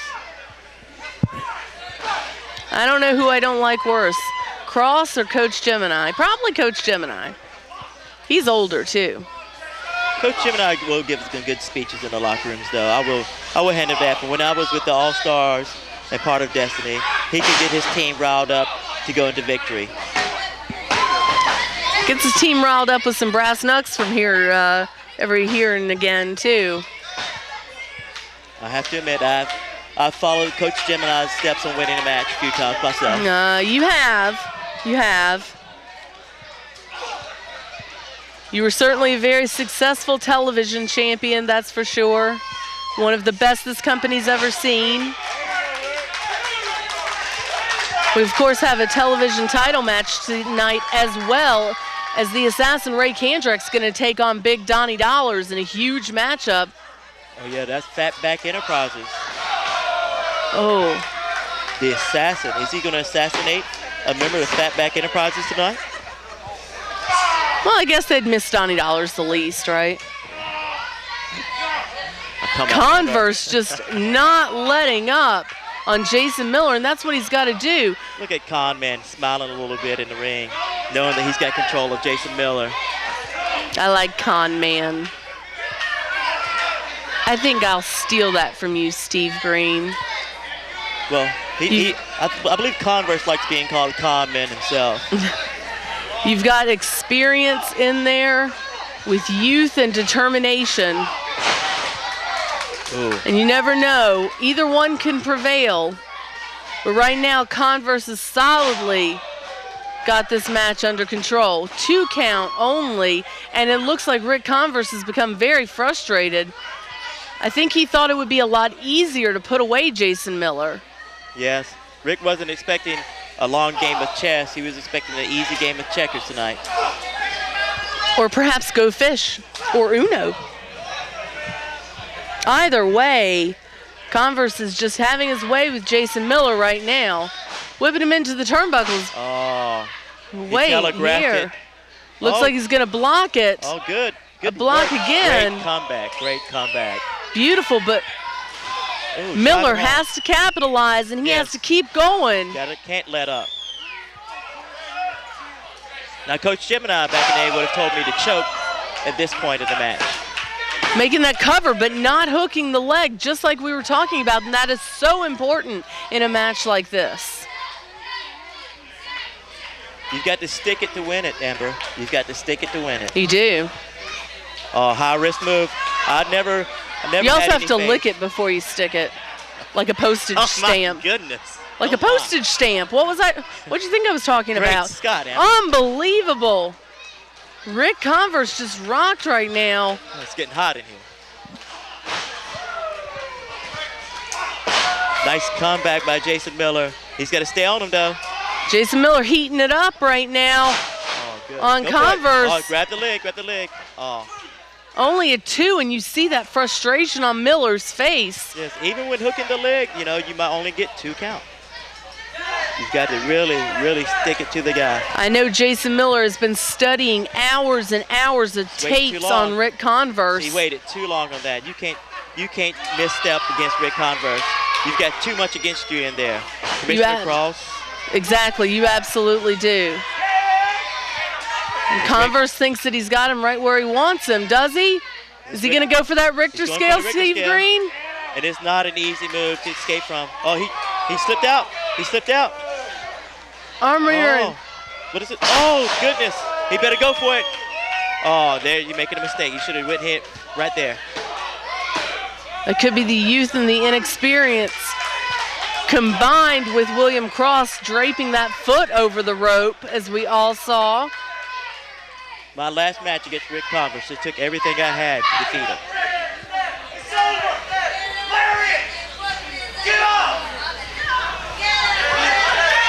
It does. It takes everything out of you to beat a man like Ric Converse. He's always got something coming. Jason Miller looked like he was going to possibly go for that huge lariat, but it didn't work out in his favor at all. Both men now down now. And Steve, what is going through the head of Ric Converse right now? He's probably looking to Cross right now, thinking, what's next? We got to put it away. It's time to stop playing games with Jason Miller. It absolutely is, and that's what it looks like. Oh, slugfest now, Amber, a slugfest. You called it, Steve Green. He is looking to put him away fast. Duck that clothesline. Oh my and God. that huge lariat. That was a huge lariat. Any other man, Steve Green, would have been put away by that lariat. But Ric Converse, too smart, rolls out on the floor and takes a breather. And that's the thing with Ric Converse. He is always thinking one move ahead. You think you've got him down for the pin, and he's already making an escape to Commissioner Cross, buying time for himself.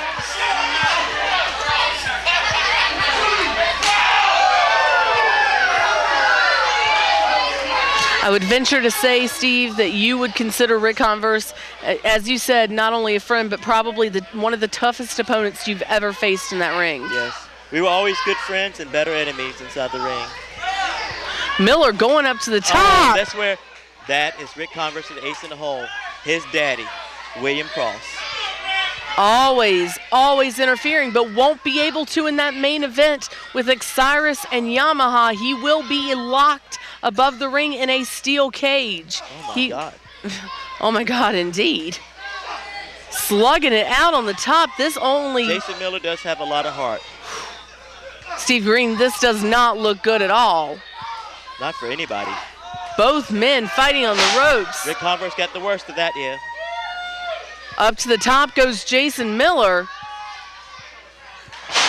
Flying body press, but Ric Converse rolls him over. Ric Converse beat Brad Attitude with that same move. Yes, he did, Steve Green. A well-fought match. I've got to give my hands to Ric Converse because he is an excellent chess player. An excellent game of mental chess. Ric Converse is the victor. Steve Green, it was my pleasure to have you out here. Thank you once again, Amber. Ladies and gentlemen, your winner by pinfall, 12 minutes and 10 seconds. He is the first Ric Converse.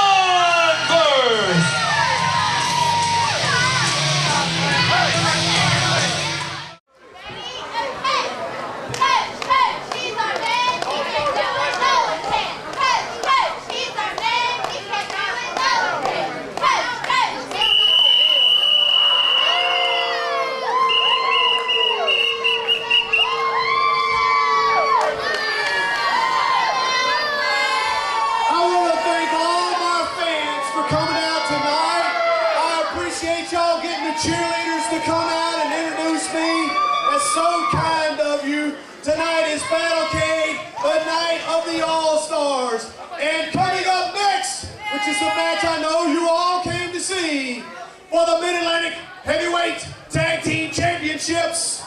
Here comes my favorite tag team and the two-time Mid-Atlantic Tag Team Champions, your Mid-Atlantic Tag Team Champions, Walter Eaton and Roy Wilkins.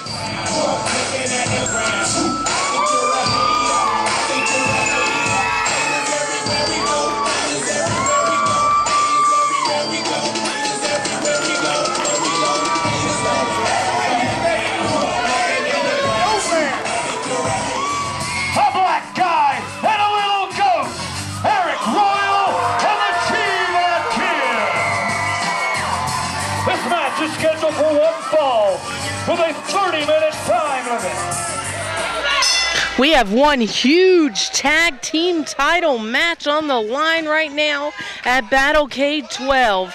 I am Amber Gertner, joined again by creepy Cecil Scott, who had a little bit of interference earlier and kind of cost somebody a match, but we won't talk about it right now. That's in the past. It's definitely in the past for right now.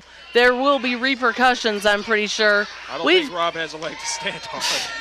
You don't have a leg to stand on. We've got Roy Wilkins and Walter Eaton, the reigning CWF Mid-Atlantic Tag Team Champions, defending against a big black man and a little tiny goat, Chiva Kid and Aric Royal. And have you ever seen anything stupider than the All-Stars having cheerleaders out now? Does it get worse than that? I don't know. I kind of like the All-Stars company right now. Ah, unbelievable. More silly than a guy in a goat mask. A goat that apparently just got a haircut. Yeah, apparently if it's more silly than a black man and teaming with a goat. Yeah, if it's sillier than that, it's pretty darn silly. But right now, that goat's going to make short work of Roy Wilkins, or at least he's trying to. He's going to try. They had a really good match a couple of weeks ago, one-on-one. And Chiva came out victorious with that, if I recall. Yes, he did. But Roy Wilkins showing his technical prowess, one of the more underrated parts of his game. Very good chain wrestler. Roy Wilkins has grown so much as an athlete since becoming a member of the All-Stars. I can't take that away from him at all. Oh, he was trained by the best, Coach Gemini. He was trained right here at the CWF dojo. Just like a lot of us were. Exactly. If you too would like to become a professional wrestler, please go on to CWF247.com for all the details. Nice segue. Thank you. Referee Katie Kincaid asking Roy Wilkins, he's ready to give it up. He says no. Yeah, and all clowning around the side. Royal and Chiva have a very, very stiff test in front of them. Almost literally. Two of the hardest hitters in the company right now. They absolutely do. They don't come much tougher than Wilkins and Eaton. Wilkins a very smart wrestler, and Eaton makes, he kind of complements it with his aggression and his, nice suplex. His aggression and his, I can't even think of the word, his hard-hittingness. Is that sure. a word? No, but we'll go with it. It's wrestling. Nothing really has to make sense. But they're, nobody said you were a cunning linguist. No, Aric Royal in. Chiva makes the tag. Still working on the arm of Roy Wilkins. Very smart thinking on the part of this team. Yeah, they are working the arm of Roy Wilkins. Smart game plan. Take away that golf swing of his.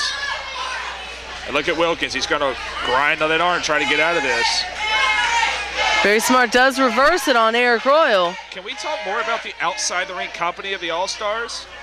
And for once, You mean that moron out there in the socks or the two scantily clad women beside him? I saw 3 morons in socks, but that's neither here nor there. I'm not talking about the row of teeth out front either. Did I say that? You did, in fact, say that. Aric Royal whipped in. No one home. Nice arm drag. Beautiful arm drag by Aric Royal there. When Aric Royal's motivated, there aren't a whole lot of guys here better. The key is when he's motivated, and right now he is. Aric Royal, a former television champion, Rumble winner, Weaver Cup winner. But yeah, I wanted to talk about Court Montgomery. Court Montgomery, also an idiot. No, what? He is a kid coming up in the business. And he sacrifices a lot. What does he sacrifice? He sacrificed his health. I like this stare down here. Oh. I like this matchup. Oh, this is a great matchup right here. Oh, man. Aric Royal thought about it too long. Walter Eaton's going to take advantage of a situation like that. And that's that experience that Walter Eaton has over Aric Royal. Another guy who's literally done it all. Aric has accomplished so much in his 3.5 years in this business.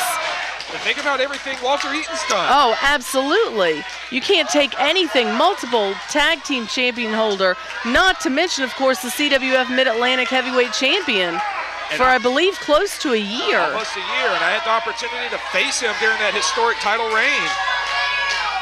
And you got murdered, didn't you? Hey, I made a good showing. But you know what? He was on top of his game then, and he's only gotten better since then. I cannot disagree with you. As much as I hate the All-Stars, they have talent. That's for sure. Talent and experience. And of course, leading them is the most experienced of all, Coach Gemini, mainly because he's the oldest. Come on, that is not nice. Whatever. How did I know you were going for an old joke? Because it's all I've got? I don't know. Hey, I thought I was the one who was desperate for attention. Desperate for attention looks like those cheerleaders over there. I'm not going to say I don't like what I see, but I'm a little disappointed. But be that as it may. Aric, and look at that, Walter Eaton. So, here's some food for thought. When I graduated high school, they were like 3. I kind of like that. I bet you do, you creepy one. Wilkins back in there. Absolutely, we got kind of a slow pace here to start with. Both Katie Kincaid trying to get Aric Royal out of the corner. Wilkins or Eaton out of the ring. There you go. And they've grinded this thing to a halt, which is really to their advantage. The slower the pace, the more control they are in. Big but drop kick. Aric Royal not having any of it. Going for that quick cover, only gets 1. And that's the pace that Royal and Chiva want. They want an explosive pace. There is no bigger high flyer in this company than the Chiva Kid. But Aric Royal has shown lately he's no slouch either. Absolutely. Dropped some weight and has become as agile as they get. Great little counter there. Very lucha-esque. Big splash or headbutt. Goats have hard heads. I know this. You know he talks like a human, right? I don't like it. Just saying. It kind of shoots holes in the whole goat thing, but it is what it is. Yeah. It's like if Kamala were to sing. It would be horrible. Yeah, that would be just dumb. Unbelievable combination maneuver right there. Almost a 3 count there. And Roy Wilkins doing the smart thing and getting the hell out of Dodge. Hiding behind Coach Gemini, who's calling for one of those timeouts that, Official timeout. Yeah, those official timeouts. That's found on page 246 of the Wrestling Handbook, that there are no timeouts. It's a 20-second timeout. She's having a conference with the referee. And Katie would be smart to listen for once. I wonder if he needs my help down at ringside. Nobody needs your help at ringside ever again. We saw what happened the last time. Please keep your nose out of business, and look at that. Chiva Kid looks like he might be going for something, or wait. I think he's ready to fly. Could it be Aric Royal? Oh my God, guys, get out of the way. Court! Aric, unbelievable. Taking out the entire All-Stars, except for the old man. Wonderful tope there. Why couldn't he have taken out the old man, the cheerleaders? I don't think the cheerleaders have any problem getting taken out, if you know what I mean. And we got people corralling. Oh man, Chiva's gonna fly! Shooting star springboard to the floor. Chiva and Aric have maintained control, turned this thing around in their favor. And this is not what the All-Stars wanted. They are completely off of their game. And the crowd appreciates this. Throwing Wilkins and Eaton in there like a bunch of rag dolls. And hell if I know who the legal man is at this point. Whoa. Kind of Chiva too smart. Kick to the face. Gonna get Isai moonsault? No. Oh no, you know. Oh! And there comes that experience into play like we were talking about. Oh, huge kick to the face. And that wasn't the head, that was directly in the face. Flashy moves might get you somewhere. That experience eventually is gonna catch up. And it sure did, and now this... Court helping. Chiva get back in the ring. No, Court not helping Chiva get back in the ring, absolutely not. Oh no, Chiva's Roy Wilkins just slamming him up against the ring. It's like they say in basketball, defense wins championships. Offense might help you out here in the ring, but experience and defense wins matches and championships. You are absolutely correct, Cecil Scott. And Chiva in bad shape. But we've seen 100 times before. You can never keep this kid down. Goats have supernatural powers, I hear. Yeah, goat powers. They live, what, 10 times their own strength? Do they really? Yeah. Yeah. Hey, I'll believe it. Goat sense. Goat sense. What do black eyes have? Do you really want me to go there? Anyway, unfortunately, it looks like Chiva is really in a bad way right now. Sitting up on that top turnbuckle, and Roy Wilkins is just giving it to him. And this doesn't look good, Cecil. No, it looks like we're getting a superplex here, and this will take just about anybody out. You know who loves superplexes? Me. Really? I love Barry Windham. What do you expect? Yeah, Barry Windham's great. The ace cowboy, Bob Orton Jr. What is Chiva doing? Man. Oh, Chiva, my oh. God! What is that, a shooting star sky twister press? And this could be it. No one home. I can't remember the last time I saw a spill that bad. Yeah, somebody needs to come mop him up off the mat. And that might be it for Chiva Kid. I don't know how he's going to come back from something like that. And they are going to go after that midsection with a vengeance. And why wouldn't they? They're tearing Chiva Kid apart right now. I've had a minor degree of success in the past going after the midsection of Chiva Kid. It's a smart game plan. So much of his offense, if he misses, hurts his own midsection. Now it is back to the pace that Wilkins and Eaton like. Absolutely. It is slow and methodical. And grinding. It's just a grinding pace. Kind of makes you think of like a Dave Taylor and William Regal kind of team. Absolutely. You like that?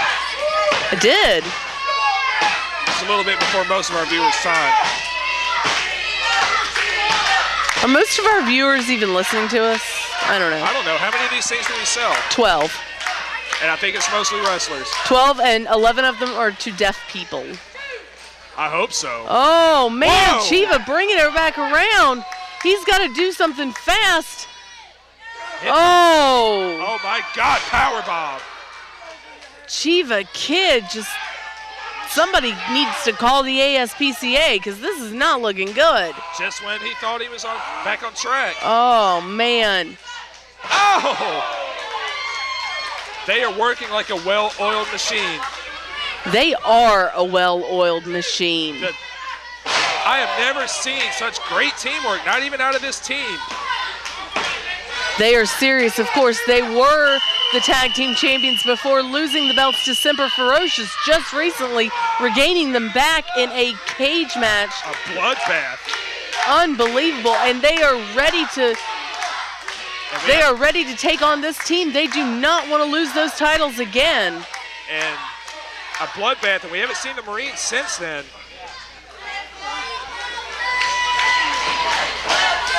Oh.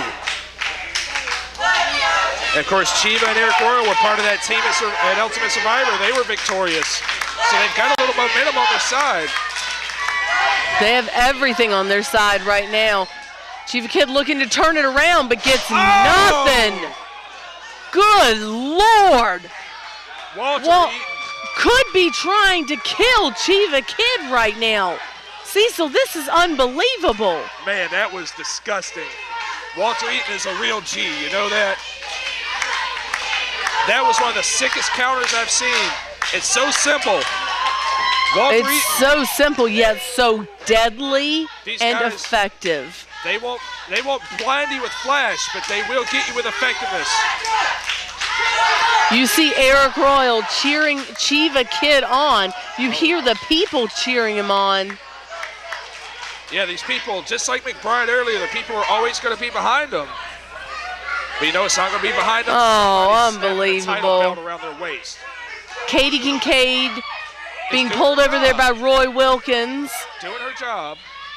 She's doing her job, but she was pulled over there by Roy Wilkins so that 15 minutes has expired. they could just further the punishment on Chiva Kid. And you just heard the call from Randolph. 15 minutes gone by. That means we got 15 left. And Chiva, I don't think he had any trouble getting back in the ring. No, I think he had some help getting back in the ring. And how much does he have left? We've seen him take a lot of punishment from two guys like this. Not at this level. I've seen nothing like this. This has got to be the worst match Chiva Kid has ever had to go through and endure. Chiva needs an Arturo Gatti-like moment here, coming back from death. And he's fighting with everything he's got. Absolutely. Oh, God. I'm sorry I yelled, but he drop-kicked Eaton and fell right on Roy Wilkins, but he's not the legal man.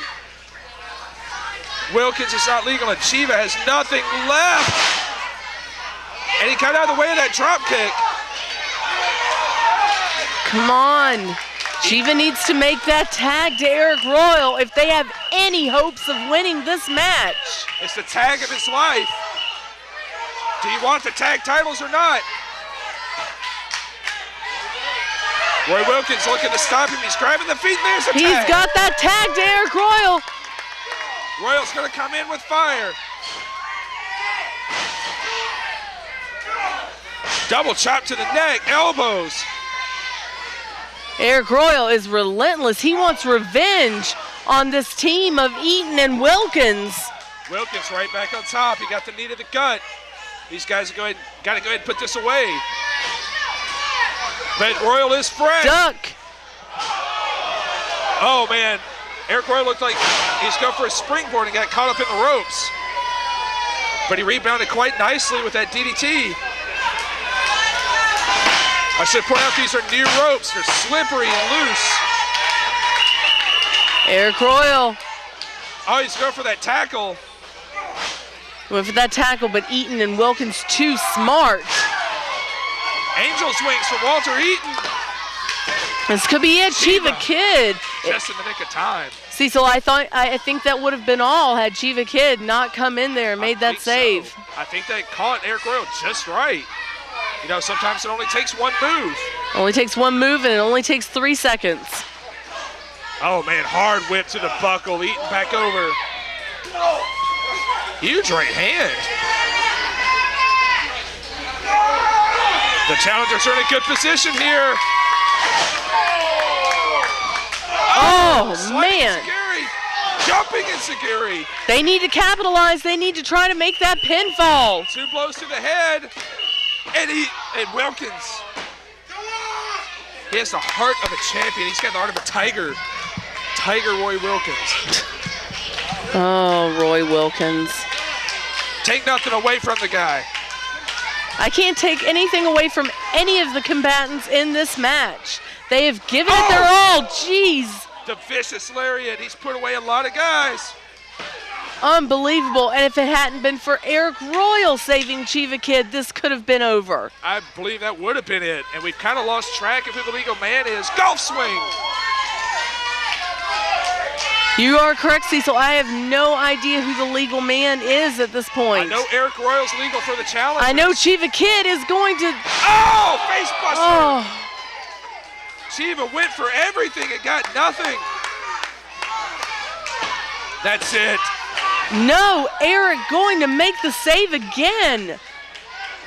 This team would have been put away 3 times over at this point. And that's taking nothing away from the challengers, but that's just how effective the champions have been tonight. Everything's clicking for them. Except for now, Wilkins taking a nasty spill. Aric Royal going to the outside. And now we're back down to 1-on-1, Eaton and Chiva. Chiva just rocked. Oh, unbelievable. Rolling elbow, we saw that earlier. And it looks like Royal just took the post over there. Oh, setting up for that lariat. Calling for that lariat again, misses. Oh my God. Matrix maneuver. It's a Gary. That could be it. That could be it. He is positioning Walter Eaton. He should have went for the pin. He is going to the top. Court Montgomery getting involved yet again. Oh. He should have went for the pin. What do we got here? He's setting him up. Oh my God, that's it.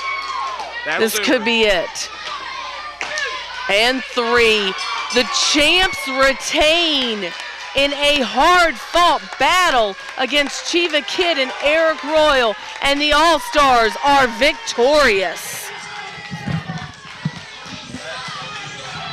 Ladies and gentlemen, your winner by pinfall, and still CWF Mid-Atlantic Tag Team Champions, Walter Eaton and Roy Wilkins.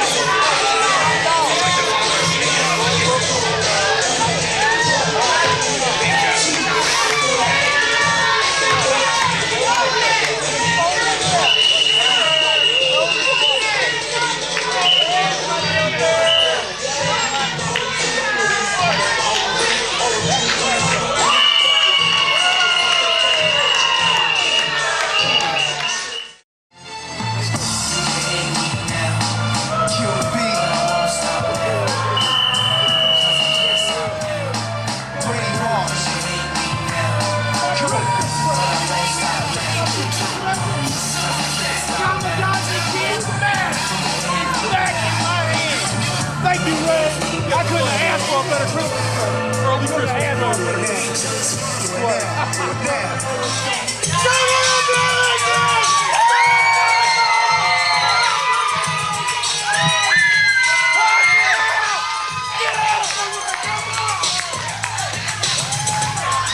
The following contest is scheduled for 1 fall with no disqualification and no time limit, and is for the Mid-Atlantic Television title.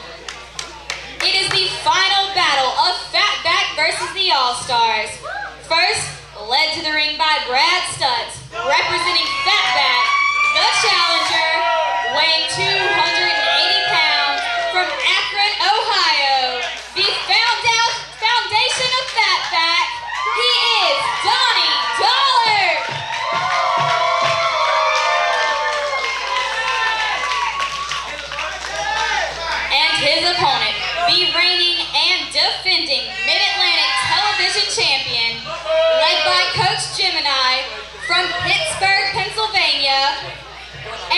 265 pounds, the MVP of the All-Stars, the Assassin, Ric Converse.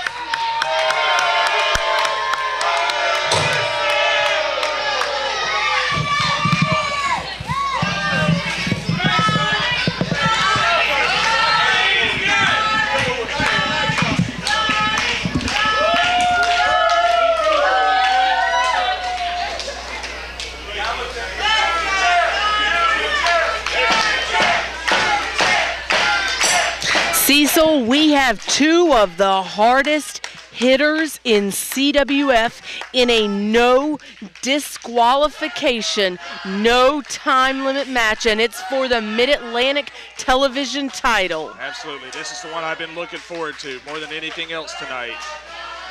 This is going to be as hard hitting as that. Whoa! Wait, as hard hitting as that last man standing was earlier. I think this is going to rival that.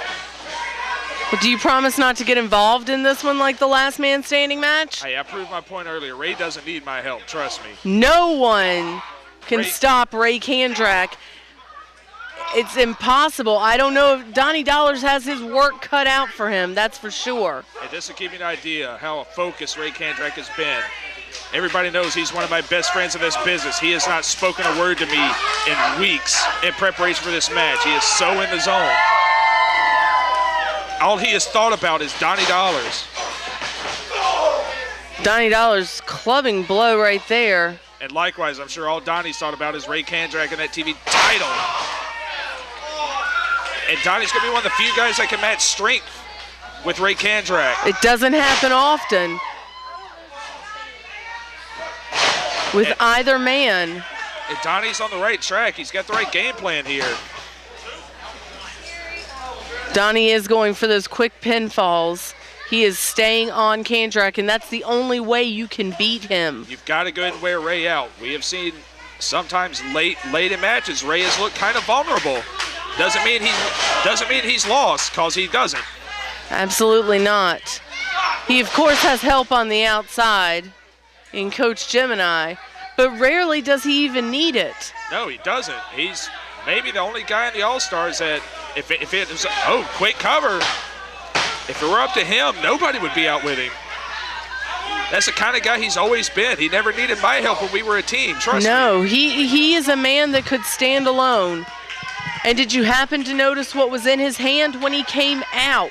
It was the mask of the Kamikaze Kid. Absolutely, I did see that. As we all know, he ripped the mask off the face of Kazi at the last show before he pinned him. That's got to please Coach Gemini greatly. Coach Gemini, of course, had a huge feud, a year-long feud with the Kamikaze Kid back about 4 or 5 years ago, and he was never able to take the mask of Kazi, and Ric Converse was. One of the most storied feuds we've ever had. I remember it very fondly. Kazi rule matches, everything. And Coach Gemini, 4 years later, he finally got what he wanted. He couldn't be prouder, I'm sure, of his MVP. Big boot. For Big Ray. Size 13, right on Donnie Dollars. Troxler's right position. And Ray, you can tell, trying to put this thing away early. I don't think anybody wants to be in for a long night with Donnie Dollars. No, and I think Donnie Dollars, had the right idea with Ric Converse earlier, trying to put him away. You saw lots of pin attempts early on. Absolutely. He's actually trying to win this match. Ray just wants to hurt somebody. Ray would be happy to cripple anyone. Ray has no remorse. No remorse. He doesn't feel pain, no pity, and he will not stop until Donnie Dollars is done. Donnie with some clubbing blows on Converse. Converse coming back with some knees of his own. Side Russian leg sweep. And that's not me being cute. Ray will not stop. We talked about Mecca having one gear. Well, Ray's gear is about 3 times higher than that, and he still will not stop. He's trying right now to cut off that oxygen flow. Bigger guys, when you cut off that oxygen, it hurts them a lot more than most other people. Exactly, and if you can't breathe, you cannot wrestle. Absolutely. Donnie Dollars, we've seen, has amazing heart and resilience. I've always been amazed by his stamina for a guy his size. I remember the great tag title win a couple of years ago when they beat Ortega and Gemini. Indeed. Donnie Dollars became a man that night. Donnie has a lot of agility at times as well. Absolutely. And he has so many weapons at his disposal. The pop handle slam, the answer as he calls it. So many moves, that big boot.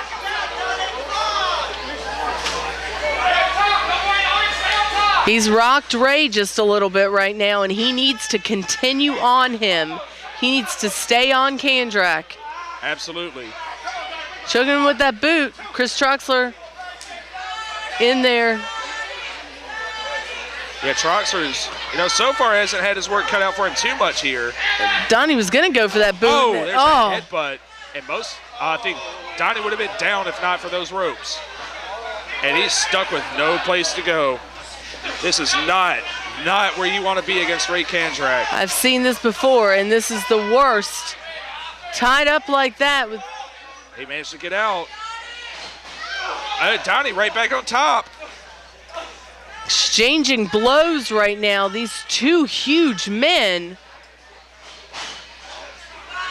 Oh, this is like Godzilla versus Destroyer, if you remember that great film. I do, actually. I'm a big Gojira fan. Me too. Oh my God. That's why we're friends, even though we're not. Hey. Are we supposed to tell people that? Oh, I'll tell people all day long I don't like you. Hey. Are you kidding me? Awesome. We got Coach Gemini calling out his goons. Here they come. You're about to swear. No. But this is unbelievable. Ty Dillinger, Court Montgomery. Oh my God, here comes Maddie D. Maddie D here in the house. Maddie D got, Ty Dillinger goes down. That's the T-bone. Oh my God. I love that you told me that it was T-bone like I haven't seen one before. Oh, it's a D-bone? Maddie D-bone. Look at you being clever. That's why we're not friends. Because I outsmarted you. We're back to square one here, though. What's Gemini doing in the ring? Say he's old, maybe he's lost. Probably is. Years of dementia. Thank goodness Fatback was out there to equalize. What's going on? Huge neck breaker. Still, I have no idea why Troxler has allowed Gemini to continue in the ring. He hasn't touched anybody. Okay, I mean, there's nothing he can really do. There's no DQ in this match. Spike pile? Oh my God. That move is illegal here. The pile driver is illegal in CWF. Oh my God. Donnie Dollars kicking out of the pile driver. We've seen that break people's necks here. I cannot believe he kicked out of there. Unbelievable. You see Gemini reach down into his sock. Brad Stutts. Grabbing the brass knuckles. Brad Stutts in there now. With the nuts. They both got nuts. Oh, clubbing blow, and Gemini is knocked out cold. Oh, Stutts is in a bad place here. Oh, man. Spear. You know what? He was standing up for his boy, and I respect that, but he paid the price. Rolling Brad Stutts out. Like a rag doll. Brad, I don't think we're going to see any more of him tonight. I don't think we're going to see any more of Gemini, hopefully. He got the ray gun, ray gun, ray gun. If he gets the ray gun, that's it. It's over. Donnie Is that Mitch Connor? Mitch Connor What in the there. hell is Mitch Connor doing here? Mitch Connor, I'll tell you what he's doing. He's exacting his revenge. Big move. Oh my God, no, Ray, kick out, kick out. Donnie Dollars wins, and we have a new television champion in Donnie Dollars. Fatback out to congratulate him. This is bull. Maddie D, Mitch Connor, Nick Richards out to congratulate the new television champion, Big Donnie Dollars.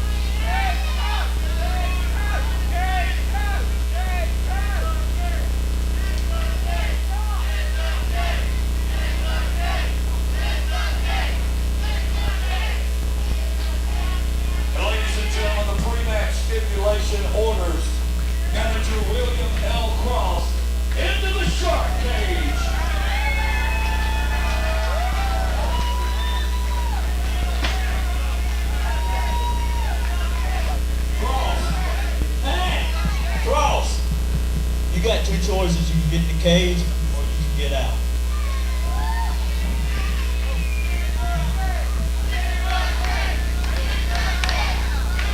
You ain't got time to think, boy.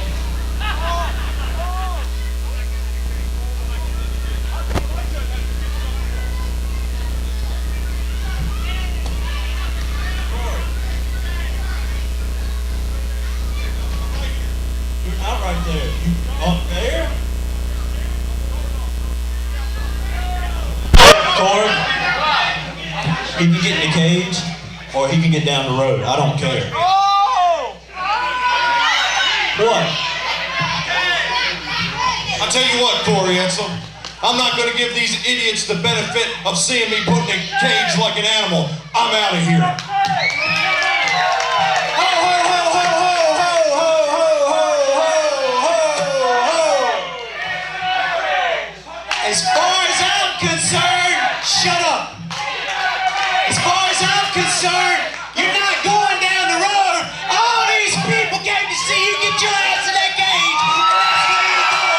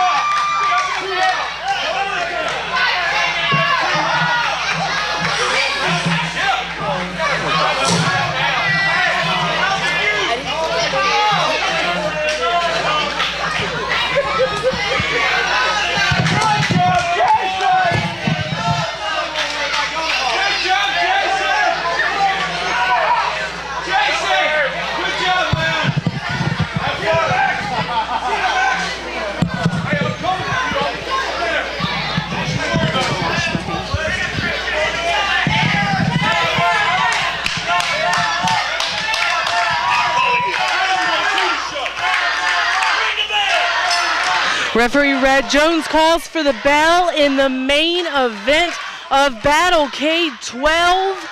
This is Michael Yamaha's chance at the championship gold as he takes on Mid-Atlantic champion Osiris. I am Amber Gertner, joined at the commentary table by the very, very old Coach Gemini. That is a terrible introduction by Amber Gertner. You are joined at the commentary booth by the world's greatest coach in the whole world, Coach Gemini.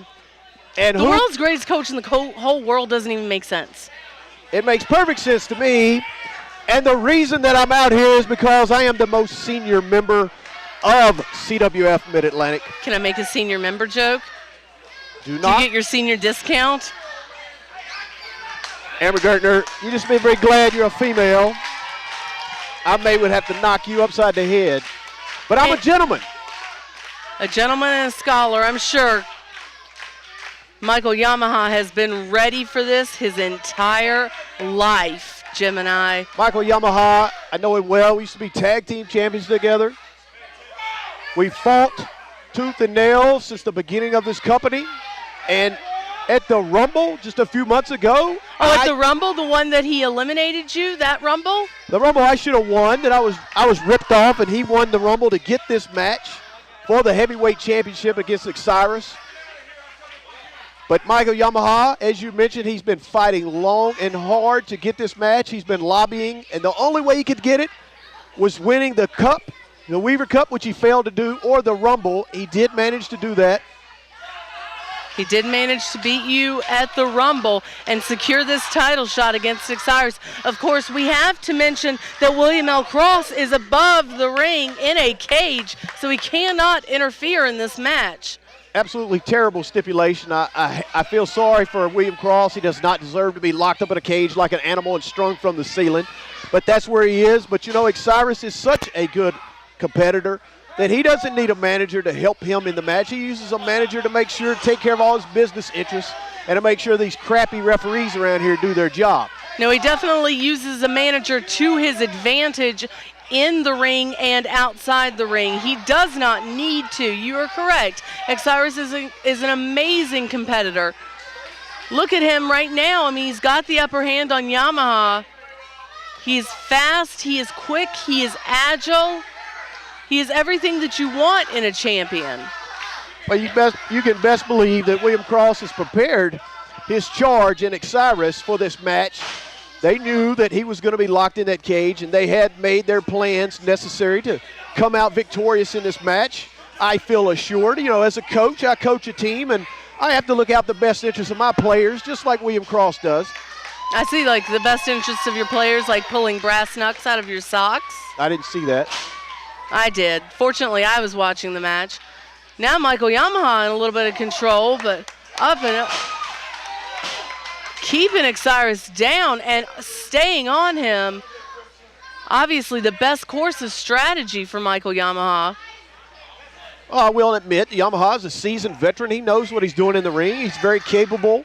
He's held championships here in CWF many times. Of course, tonight would be the crowning jewel to those championships if he were to capture the heavyweight crown, the gold and platinum Mid-Atlantic heavyweight championship belt. But I've got to say, Osiris has never looked better. I've watched him since he began in CWF. He was way too reckless, took way too many chances, and, you know, with the tutelage of former Commissioner Cross, took him under his wing, sharpened him up, and now look at him. He's the champion. He's the pinnacle of what you could be in CWF. There's nothing I can take away from Osiris.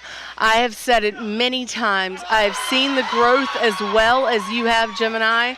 He has grown as a competitor. He has had an astonishing championship reign, but it could all come to an end tonight at the hands of Michael Yamaha. He has got the heart, the guts, the determination to take down Osiris tonight. He very well may have all those things, but all it's going to matter is if he can pick up that 1, 2, 3 inside the squared circle. Well, all it takes is 3 seconds. Lots of mat wrestling going on right now. Well, Yamaha is a classic wrestler. He knows how to use all the moves and his weight to his advantage. When he has that headlock, leaning on his opponent on the mat, I mean, he's tiring Osiris out. That's smart wrestling, and now Osiris reversing that, doing the same thing, how he's leaning on his back, putting his weight, making Yamaha carry his weight, which is going to tire him out faster. It's a great method in a match, especially early in a match, trying to wear down your opponent and find those openings that you can push forward in and possibly pick up a win. I know that they have studied hours and hours of tapes of one another. They know what they are getting into. Big shoulder tackle by Osiris, but Yamaha back up. Didn't fall for that one for a second. Osiris probably a little embarrassed right now and has no manager to confer with. Well, that's a good point, because right now is the time when Cross would speak to Osiris, settling down, make sure he's focused on this match. That's what a good manager, a good coach is for, keeping his player focused. No, I can't argue with you at all. They're not for interference, but they are for that kind of thing. Crowd solidly behind Yamaha, as you can see. But Osiris had to shake it off on his own. He's back in there. Both men ready to go at it again. Collar and elbow tie-up. X backs Yamaha into the buckle. Goes for a punch, nobody home, but sure is with Yamaha. He's taking it to the champ. Yamaha drops some big punches and then a big elbow on Osiris. Osiris rolling out of the ring, going to catch his breath. And again, we see Osiris on the outside, catching his breath, but yet no one to confer with. That cross is way up at the ceiling, locked inside that cage. You can hear him try to shout some advice. I find it hysterically funny. Guess what? 4. Go ahead, count me out. I'll still get my Oh, that's Osiris going, grabbing his belt and saying, go ahead, count me out. Strategy there by Osiris. Would rather take a count out and retain the championship rather than to continue this match. But wait a minute. Oh, big Corey Etzel. Walk out right now, but you're going to leave that belt. I'll stop this match and award it to Yamaha right now. Test me. Well, it looks like Osiris is back. Get in that ring and you wrestle like a champion. None of that around here on my watch.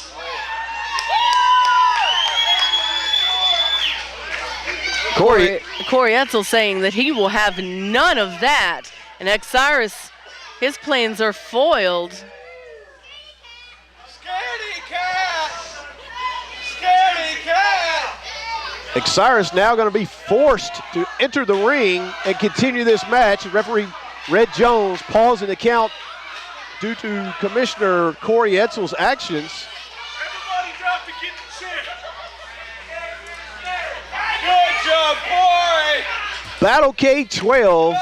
Michael Yamaha versus Osiris, the main event for the Mid-Atlantic Heavyweight Championship.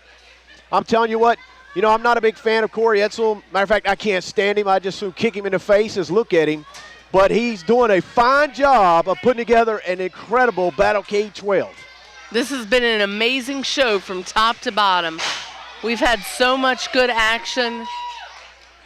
We have a new television champion.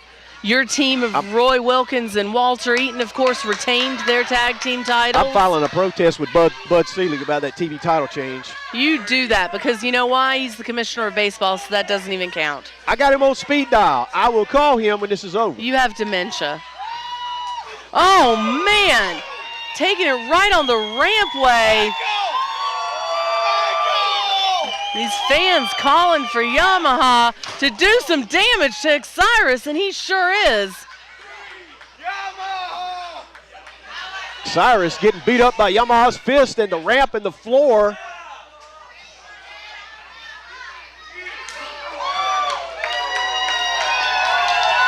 Yamaha has done nothing in the past few months but think about this match. He wants it so badly. He can just taste that title, but it's going to be hard work going up against Osiris.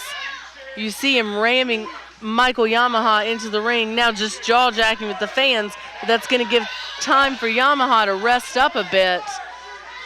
Osiris needs to keep his head in the game. Osiris saw an opening, he followed up on it.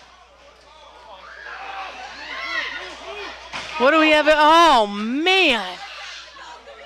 Unbelievable. Yamaha just taking that mat face first. Osiris has definitely regained control of this bout. Caught Yamaha napping there. Caught him napping? Napping. He was too busy talking to the fans. You're You've been paying ridiculous. attention. And now he just took out about 3 rows of chairs. Osiris just warning these people to get out of the way. Osiris very happy to make everybody get out of their chair and throw Yamaha right through them. That's a good tactic by Osiris. Definitely could cause some injuries. You never know when you fall how you're going to land on a chair. Could break a bone very easily being tossed into the chairs like that. Just kicking at Yamaha's kidneys right now. Throwing them back in the ring, but the damage has already been done, Gemini. It's a great plan by Osiris. I'm sure William Cross helped think that up for him. If he had the opportunity to use... I bet he did have him think it up for him because, Osiris doesn't think a lot for himself. Yamaha now in a world of trouble inside that ring. His championship dreams could be slipping away right here as Osiris works him over inside and outside the ring. Not so fast. I've seen Michael Yamaha absorb a lot of punishment and still come out on top, so I wouldn't count him out just yet, Gemini. I don't think Yamaha's got a chance. He had that opportunity. It was there in front of him. He failed to grab it. Osiris, the great champion that he is, when the opportunity opened up for him, he grabbed it and made sure to close the door on Michael Yamaha. The door is certainly not closed. I'm sure that you thought that the door was closed on Yamaha, and he eliminated you at this year's Rumble. So you can't count a man like that down. You cannot count him out. Serious clothesline, though, on Yamaha.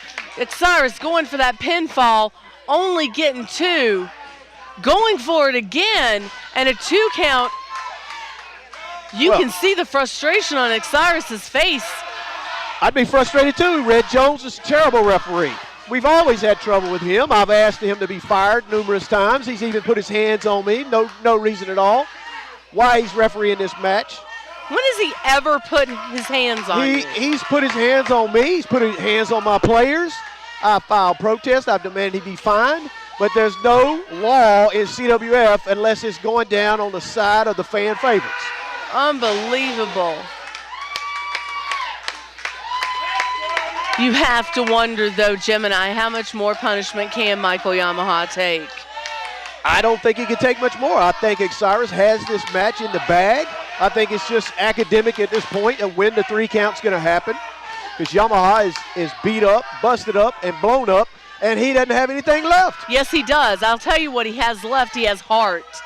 He has heart, and he has determination. Well, he's going to have to dig down really deep to come back after all this punishment. Now Osiris looks like he's going to work on the leg, going to slow down Yamaha to a crawl at this point. If he damages that leg, you know, some people don't know, but I know that leg is susceptible to injury. One of my little secrets that I keep hidden, but evidently Osiris has found out about it. I'm sure I didn't tell him. Oh, posted that leg. You know, me and Cross had coffee this morning. It may have slipped out. You never know.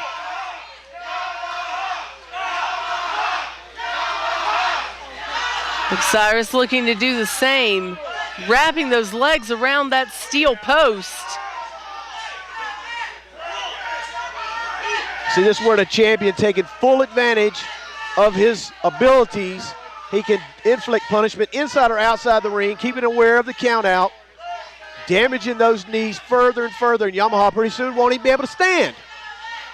You are correct. Osiris knows exactly where he is, exactly what he's doing. He is a methodical athlete.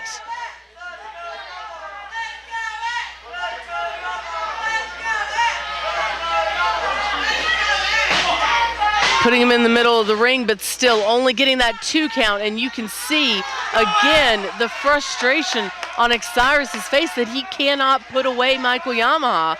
But again, like I said, Yamaha's got a lot of heart. So this is a point where Cross would be so beneficial at ringside. You're right, because he's got a nightstick. No, so that he can get on to referee Red Jones about those slow counts. Yamaha turning it around.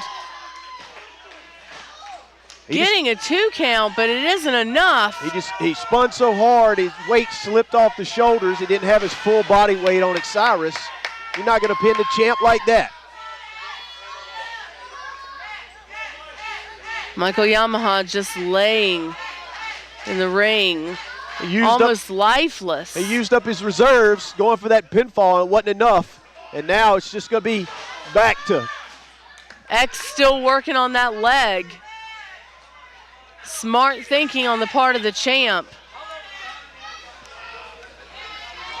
Osiris now wrapping that leg, wrapping his leg and arm together. Yamaha rolled over. This could be a submission move. Osiris likes to do. He's got it locked in tight. It's a mixture between an arm lock using his leg and a half crab. It's also a mixture of him using the top rope, which Red Jones caught him doing. See, that's what I'm forcing him saying. to break the hold. That's what I'm saying. Red Jones is a terrible referee. Red Jones is an astute referee who has eyes and can see and saw that Osiris was blatantly cheating. He should have been asking Yamaha, did he want to submit, which I could hear even through these headsets here in the interview set. I could hear him saying he wanted to give up. Red Jones just ignored it.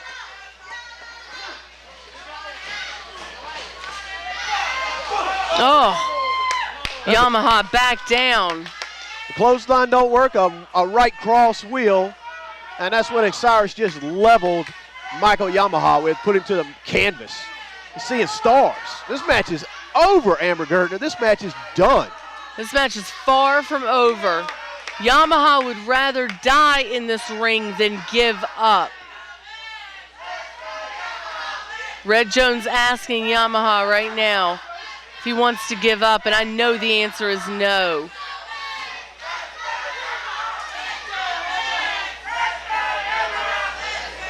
Yamaha is going to have to somehow get to his feet to counter the pressure that Osiris is putting on his chest and arms right now. Sort of a modified surfboard. Osiris trying to hang on to it, but Yamaha is going to counter it right here. Yamaha Stands back up. A nice move by Osiris. He noticed it and beating him down, but look at that. Knee to the face. Maybe a second win by Yamaha. But he's got to capitalize on this, Gemini. He's got to stay on the champ. He can't let up now. He's got the champ rocked. He's got to cover. 2, and that was 3/4 down. Yamaha has to stay on him. It's a good thing Red Jones is a sorry referee and count slow, right? Ridiculous. Red Jones is a competent referee, one of the best referees in this company. Well, I'm just saying, if I was the GM of CWF and I was drafting new referees, I would get rid of all the ones we got right now. I don't even know who invited you into this commentary booth, this palatial commentary booth, by the way, with its swanky new chairs. It is so nice. It. I'm telling you what, Corey Edsel, I don't like him, but if he's gonna treat us like this when we do commentary, I mean, that's nice. I mean, fortunately, Corey Edsel likes me, so that's why we got the swanky new chairs. Man. Maybe I could get my cheerleaders to come out here and help cheer us on for this match. That would be good. Your cheerleaders are skanks. Hey, McAllister recruited him. You know how he does. McAllister's a skank magnet. Yeah, I don't like anybody on your team. What are you talking about? Oh, man. Yeah. Oh. Cyrus going for that DUI. Wait a minute. Super kick. Super kick. That is Michael Yamaha's finishing maneuver, and it went straight into the face of Red Jones. I sort of like Yamaha right now. I'm glad he kicked Red Jones in the face. Oh, man. Well, this could be the downfall. Cyrus sizing him up, and this could be the DUI. Oh, he drops him face first. Wait a minute. Well, we got another referee. We have Chris Troxler in there, fortunately, making the count only a 2. Red Jones is down. Chris Troxler is in. Well, that would have been an 8 count. Chris Troxler too busy selling snow cones outside to be watching what was going on in the ring. Oh, Gemini, you're ridiculous. Yamaha. Well deserved. Well deserved. Unbelievable. I applaud that. That was a great thing to do. Chris Troxler doesn't belong in that ring. Osiris is just a monster right now. He'll do anything to hold on to that title. Well, that championship is a lot of prestige, a lot of publicity, and a lot of paychecks. You get paid more to be the champ. Why do you think I surround myself with champions? Got tag team because champions. You're a mooch? Tag is that team why? champions. Finally, we know the truth. Hey, Coach gets a salary plus a bonus, and my guys win. They like to give me a bonus. They give me a little extra tip. I only charge 25%. It's a donation, a love offering. No, I haven't started my church yet, but it's coming. Look at this. This is a 6 count, 8 count. Matters not. Our referee is down. It matters not. He's successfully defended this title like 3 times now against Yamaha. It's the best out of 3. He's pinned 3 times. It's a travesty right now that's going on But Match the should be over. travesty is that he just hit Chris Troxler. We had a competent referee. Yamaha's not going to take anymore. Lighten him up. Look at those chops. Wow, Yamaha, I've never seen him chop so hard. He is fired up. I told you I've never seen Michael Yamaha any hungrier than I have now. He wants this gold. He wants to prove something to Osiris. Well, one thing he's going to need is a referee that can count to 3. I know what it looks like he's going for now. Wait a minute, what's this? Is that? What's that? Trevor Lee up and over as fast as he was in, out he came. But that was a nice decoy because that allowed Osiris to get the opening. Wait a minute. Yamaha still taking him down. Oh, beautiful. Trevor Lee was just kicked coming off that top rope. At least he wished Michael Yamaha Merry Christmas first. Is that what he said? He did. We've got the aftermath down on the mat. Yamaha trying to get referee Red Jones. I was afraid that the aftermath may become a factor in this match, even though William Cross is above that ring in a cage. I'm sure William Cross has got his cell phone up there passing out directions to the back to the rest of the aftermath to make sure that they're on par for anything that goes down. Yamaha and X exchanging blows here. Right now, both go for a cross body and both men down. We have a referee down. We have both men down. I tell you what, I really didn't think Yamaha had a chance until right now. I mean, right now I can see the opening is there if he can take advantage of it, and more importantly, if he has a referee that can make the 3 count. Yamaha certainly does. He has things moving in his favor right now.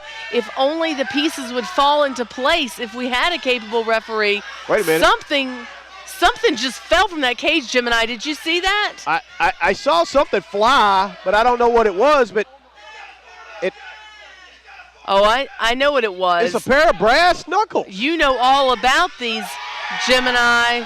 It is. It's a pair of brass knuckles. Yamaha. Is Yamaha going to use them? One of these crazy fans threw a pair of brass knuckles. Oh, you're ridiculous. To Michael Yamaha. It was William L. Cross. He was ridiculous. He should be disqualified. Now we got a referee disqualify Michael Yamaha right now. And give that, that's good. Look, finally, who is this referee? I don't even know who he is. Where'd he come from? Well, we think he might be Red Jones' illegitimate child. We have no idea. He just threw Going for the super kick. It was yes! Super kick from Osiris. And that's it. Osiris landing Yamaha's signature move. And that's your 3 count. What? That was 3. Only 2. Only a 2 count, and there still remains a glimmer of hope for Michael Yamaha. I thought we finally had a good referee in the ring, but once again, we're proven wrong. These referees are terrible around here. Can't count to 3, any of them. Obviously, they all graduated. Well, obviously, they didn't graduate from high school. They graduated from one of these hillbilly schools. You would know all about hillbillies. Say ambulance. I bet he's a good farmer, though. I bet he can farm. He was probably great in FHA. Osiris in firm control right now. What is the FFA? Future Farmers. That's what he was, the FFA. Yeah, you don't even know what you're talking about. FHA, that's a loan. That's the one I defaulted on. When did you graduate from, like 1932? I do not speak about such things, but the truth is that I've been a student of the game since I was 6 years old. And this is what Yamaha saw it coming, moved, and Osiris just took out referee number 3. And I know that we had a referee. He was on vacation. Our senior referee, Charles Richardson, was on vacation. So he's not here. This is unbelievable. Red Jones still lying. I don't know. Chris Troxler on the floor. I don't think we have another referee available. This match may have to end. We still have one more referee. I believe we still have Katie Kincaid. Katie, she is in a concession stand cooking some pizza where women are supposed to be cooking and cleaning. You're ridiculous, Amber Gardner, you should go over to a concession and pop me some popcorn and bring me a drink. A 2 count. We've got somebody else out here now, Ric Somebody, Converse. not just somebody. That's the champ apparent, the Ric Converse, Ric five-time, Converse six-time sliding champion. in a chair to Osiris.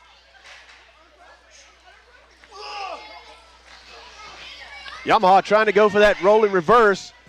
He couldn't quite land it. Knocks out Ric Converse, but watch out, Yamaha. This doesn't look good. Osiris has that chair. Oh, clubbed him right over the head. And that chair just wrapped around his head.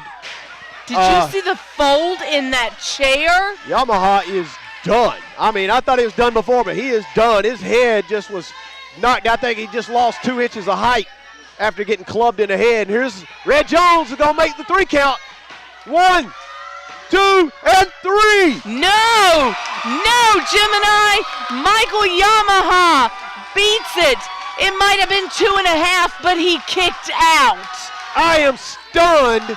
That was a 3 all day long, and I'll tell you what, it has lit a fire in these fans. They're all chanting Yamaha's name after that unbelievable kick out, after being clubbed in the head with a metal folding chair.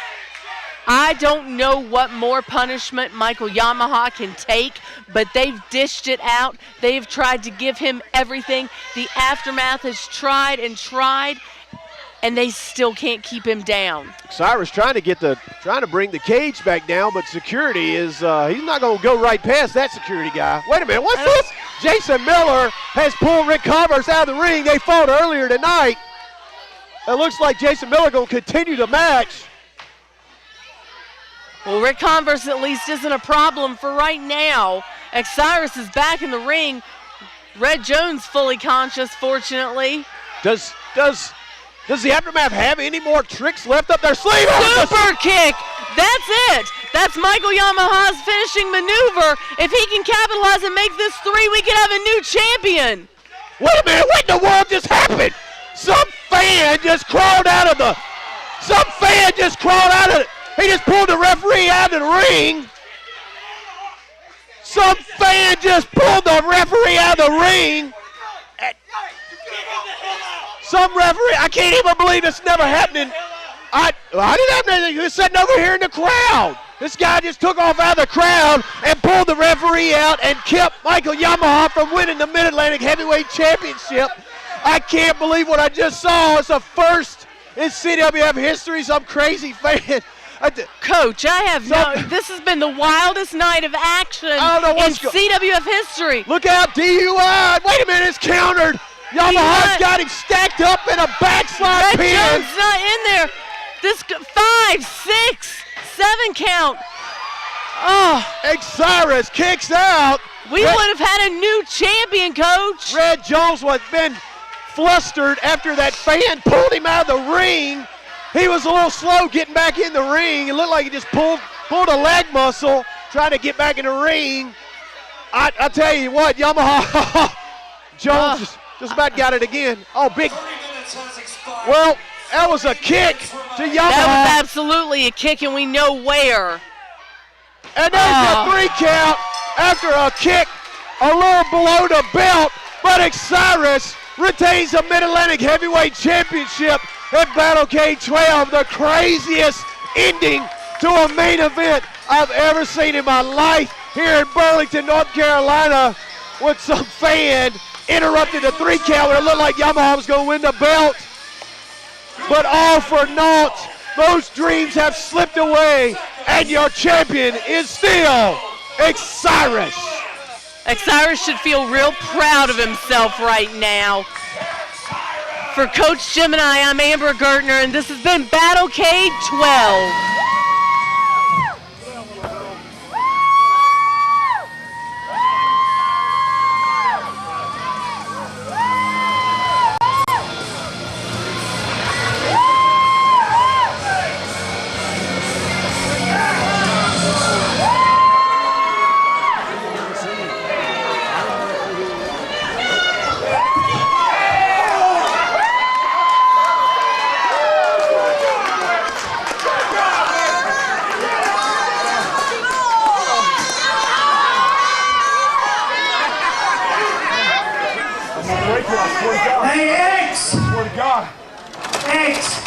Your boyfriend's not coming out of there for a while.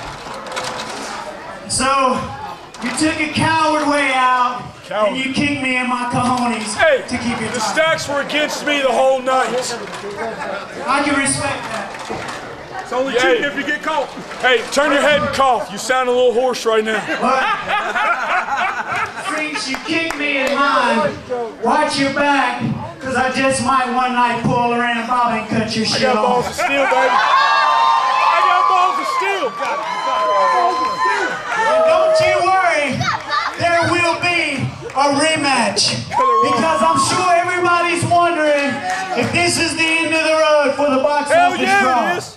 Hey, your box office closed, son. Well, I can assure you, just as every single one of these people came here to see me tonight, they'll be back again to see me once more when I take your title away.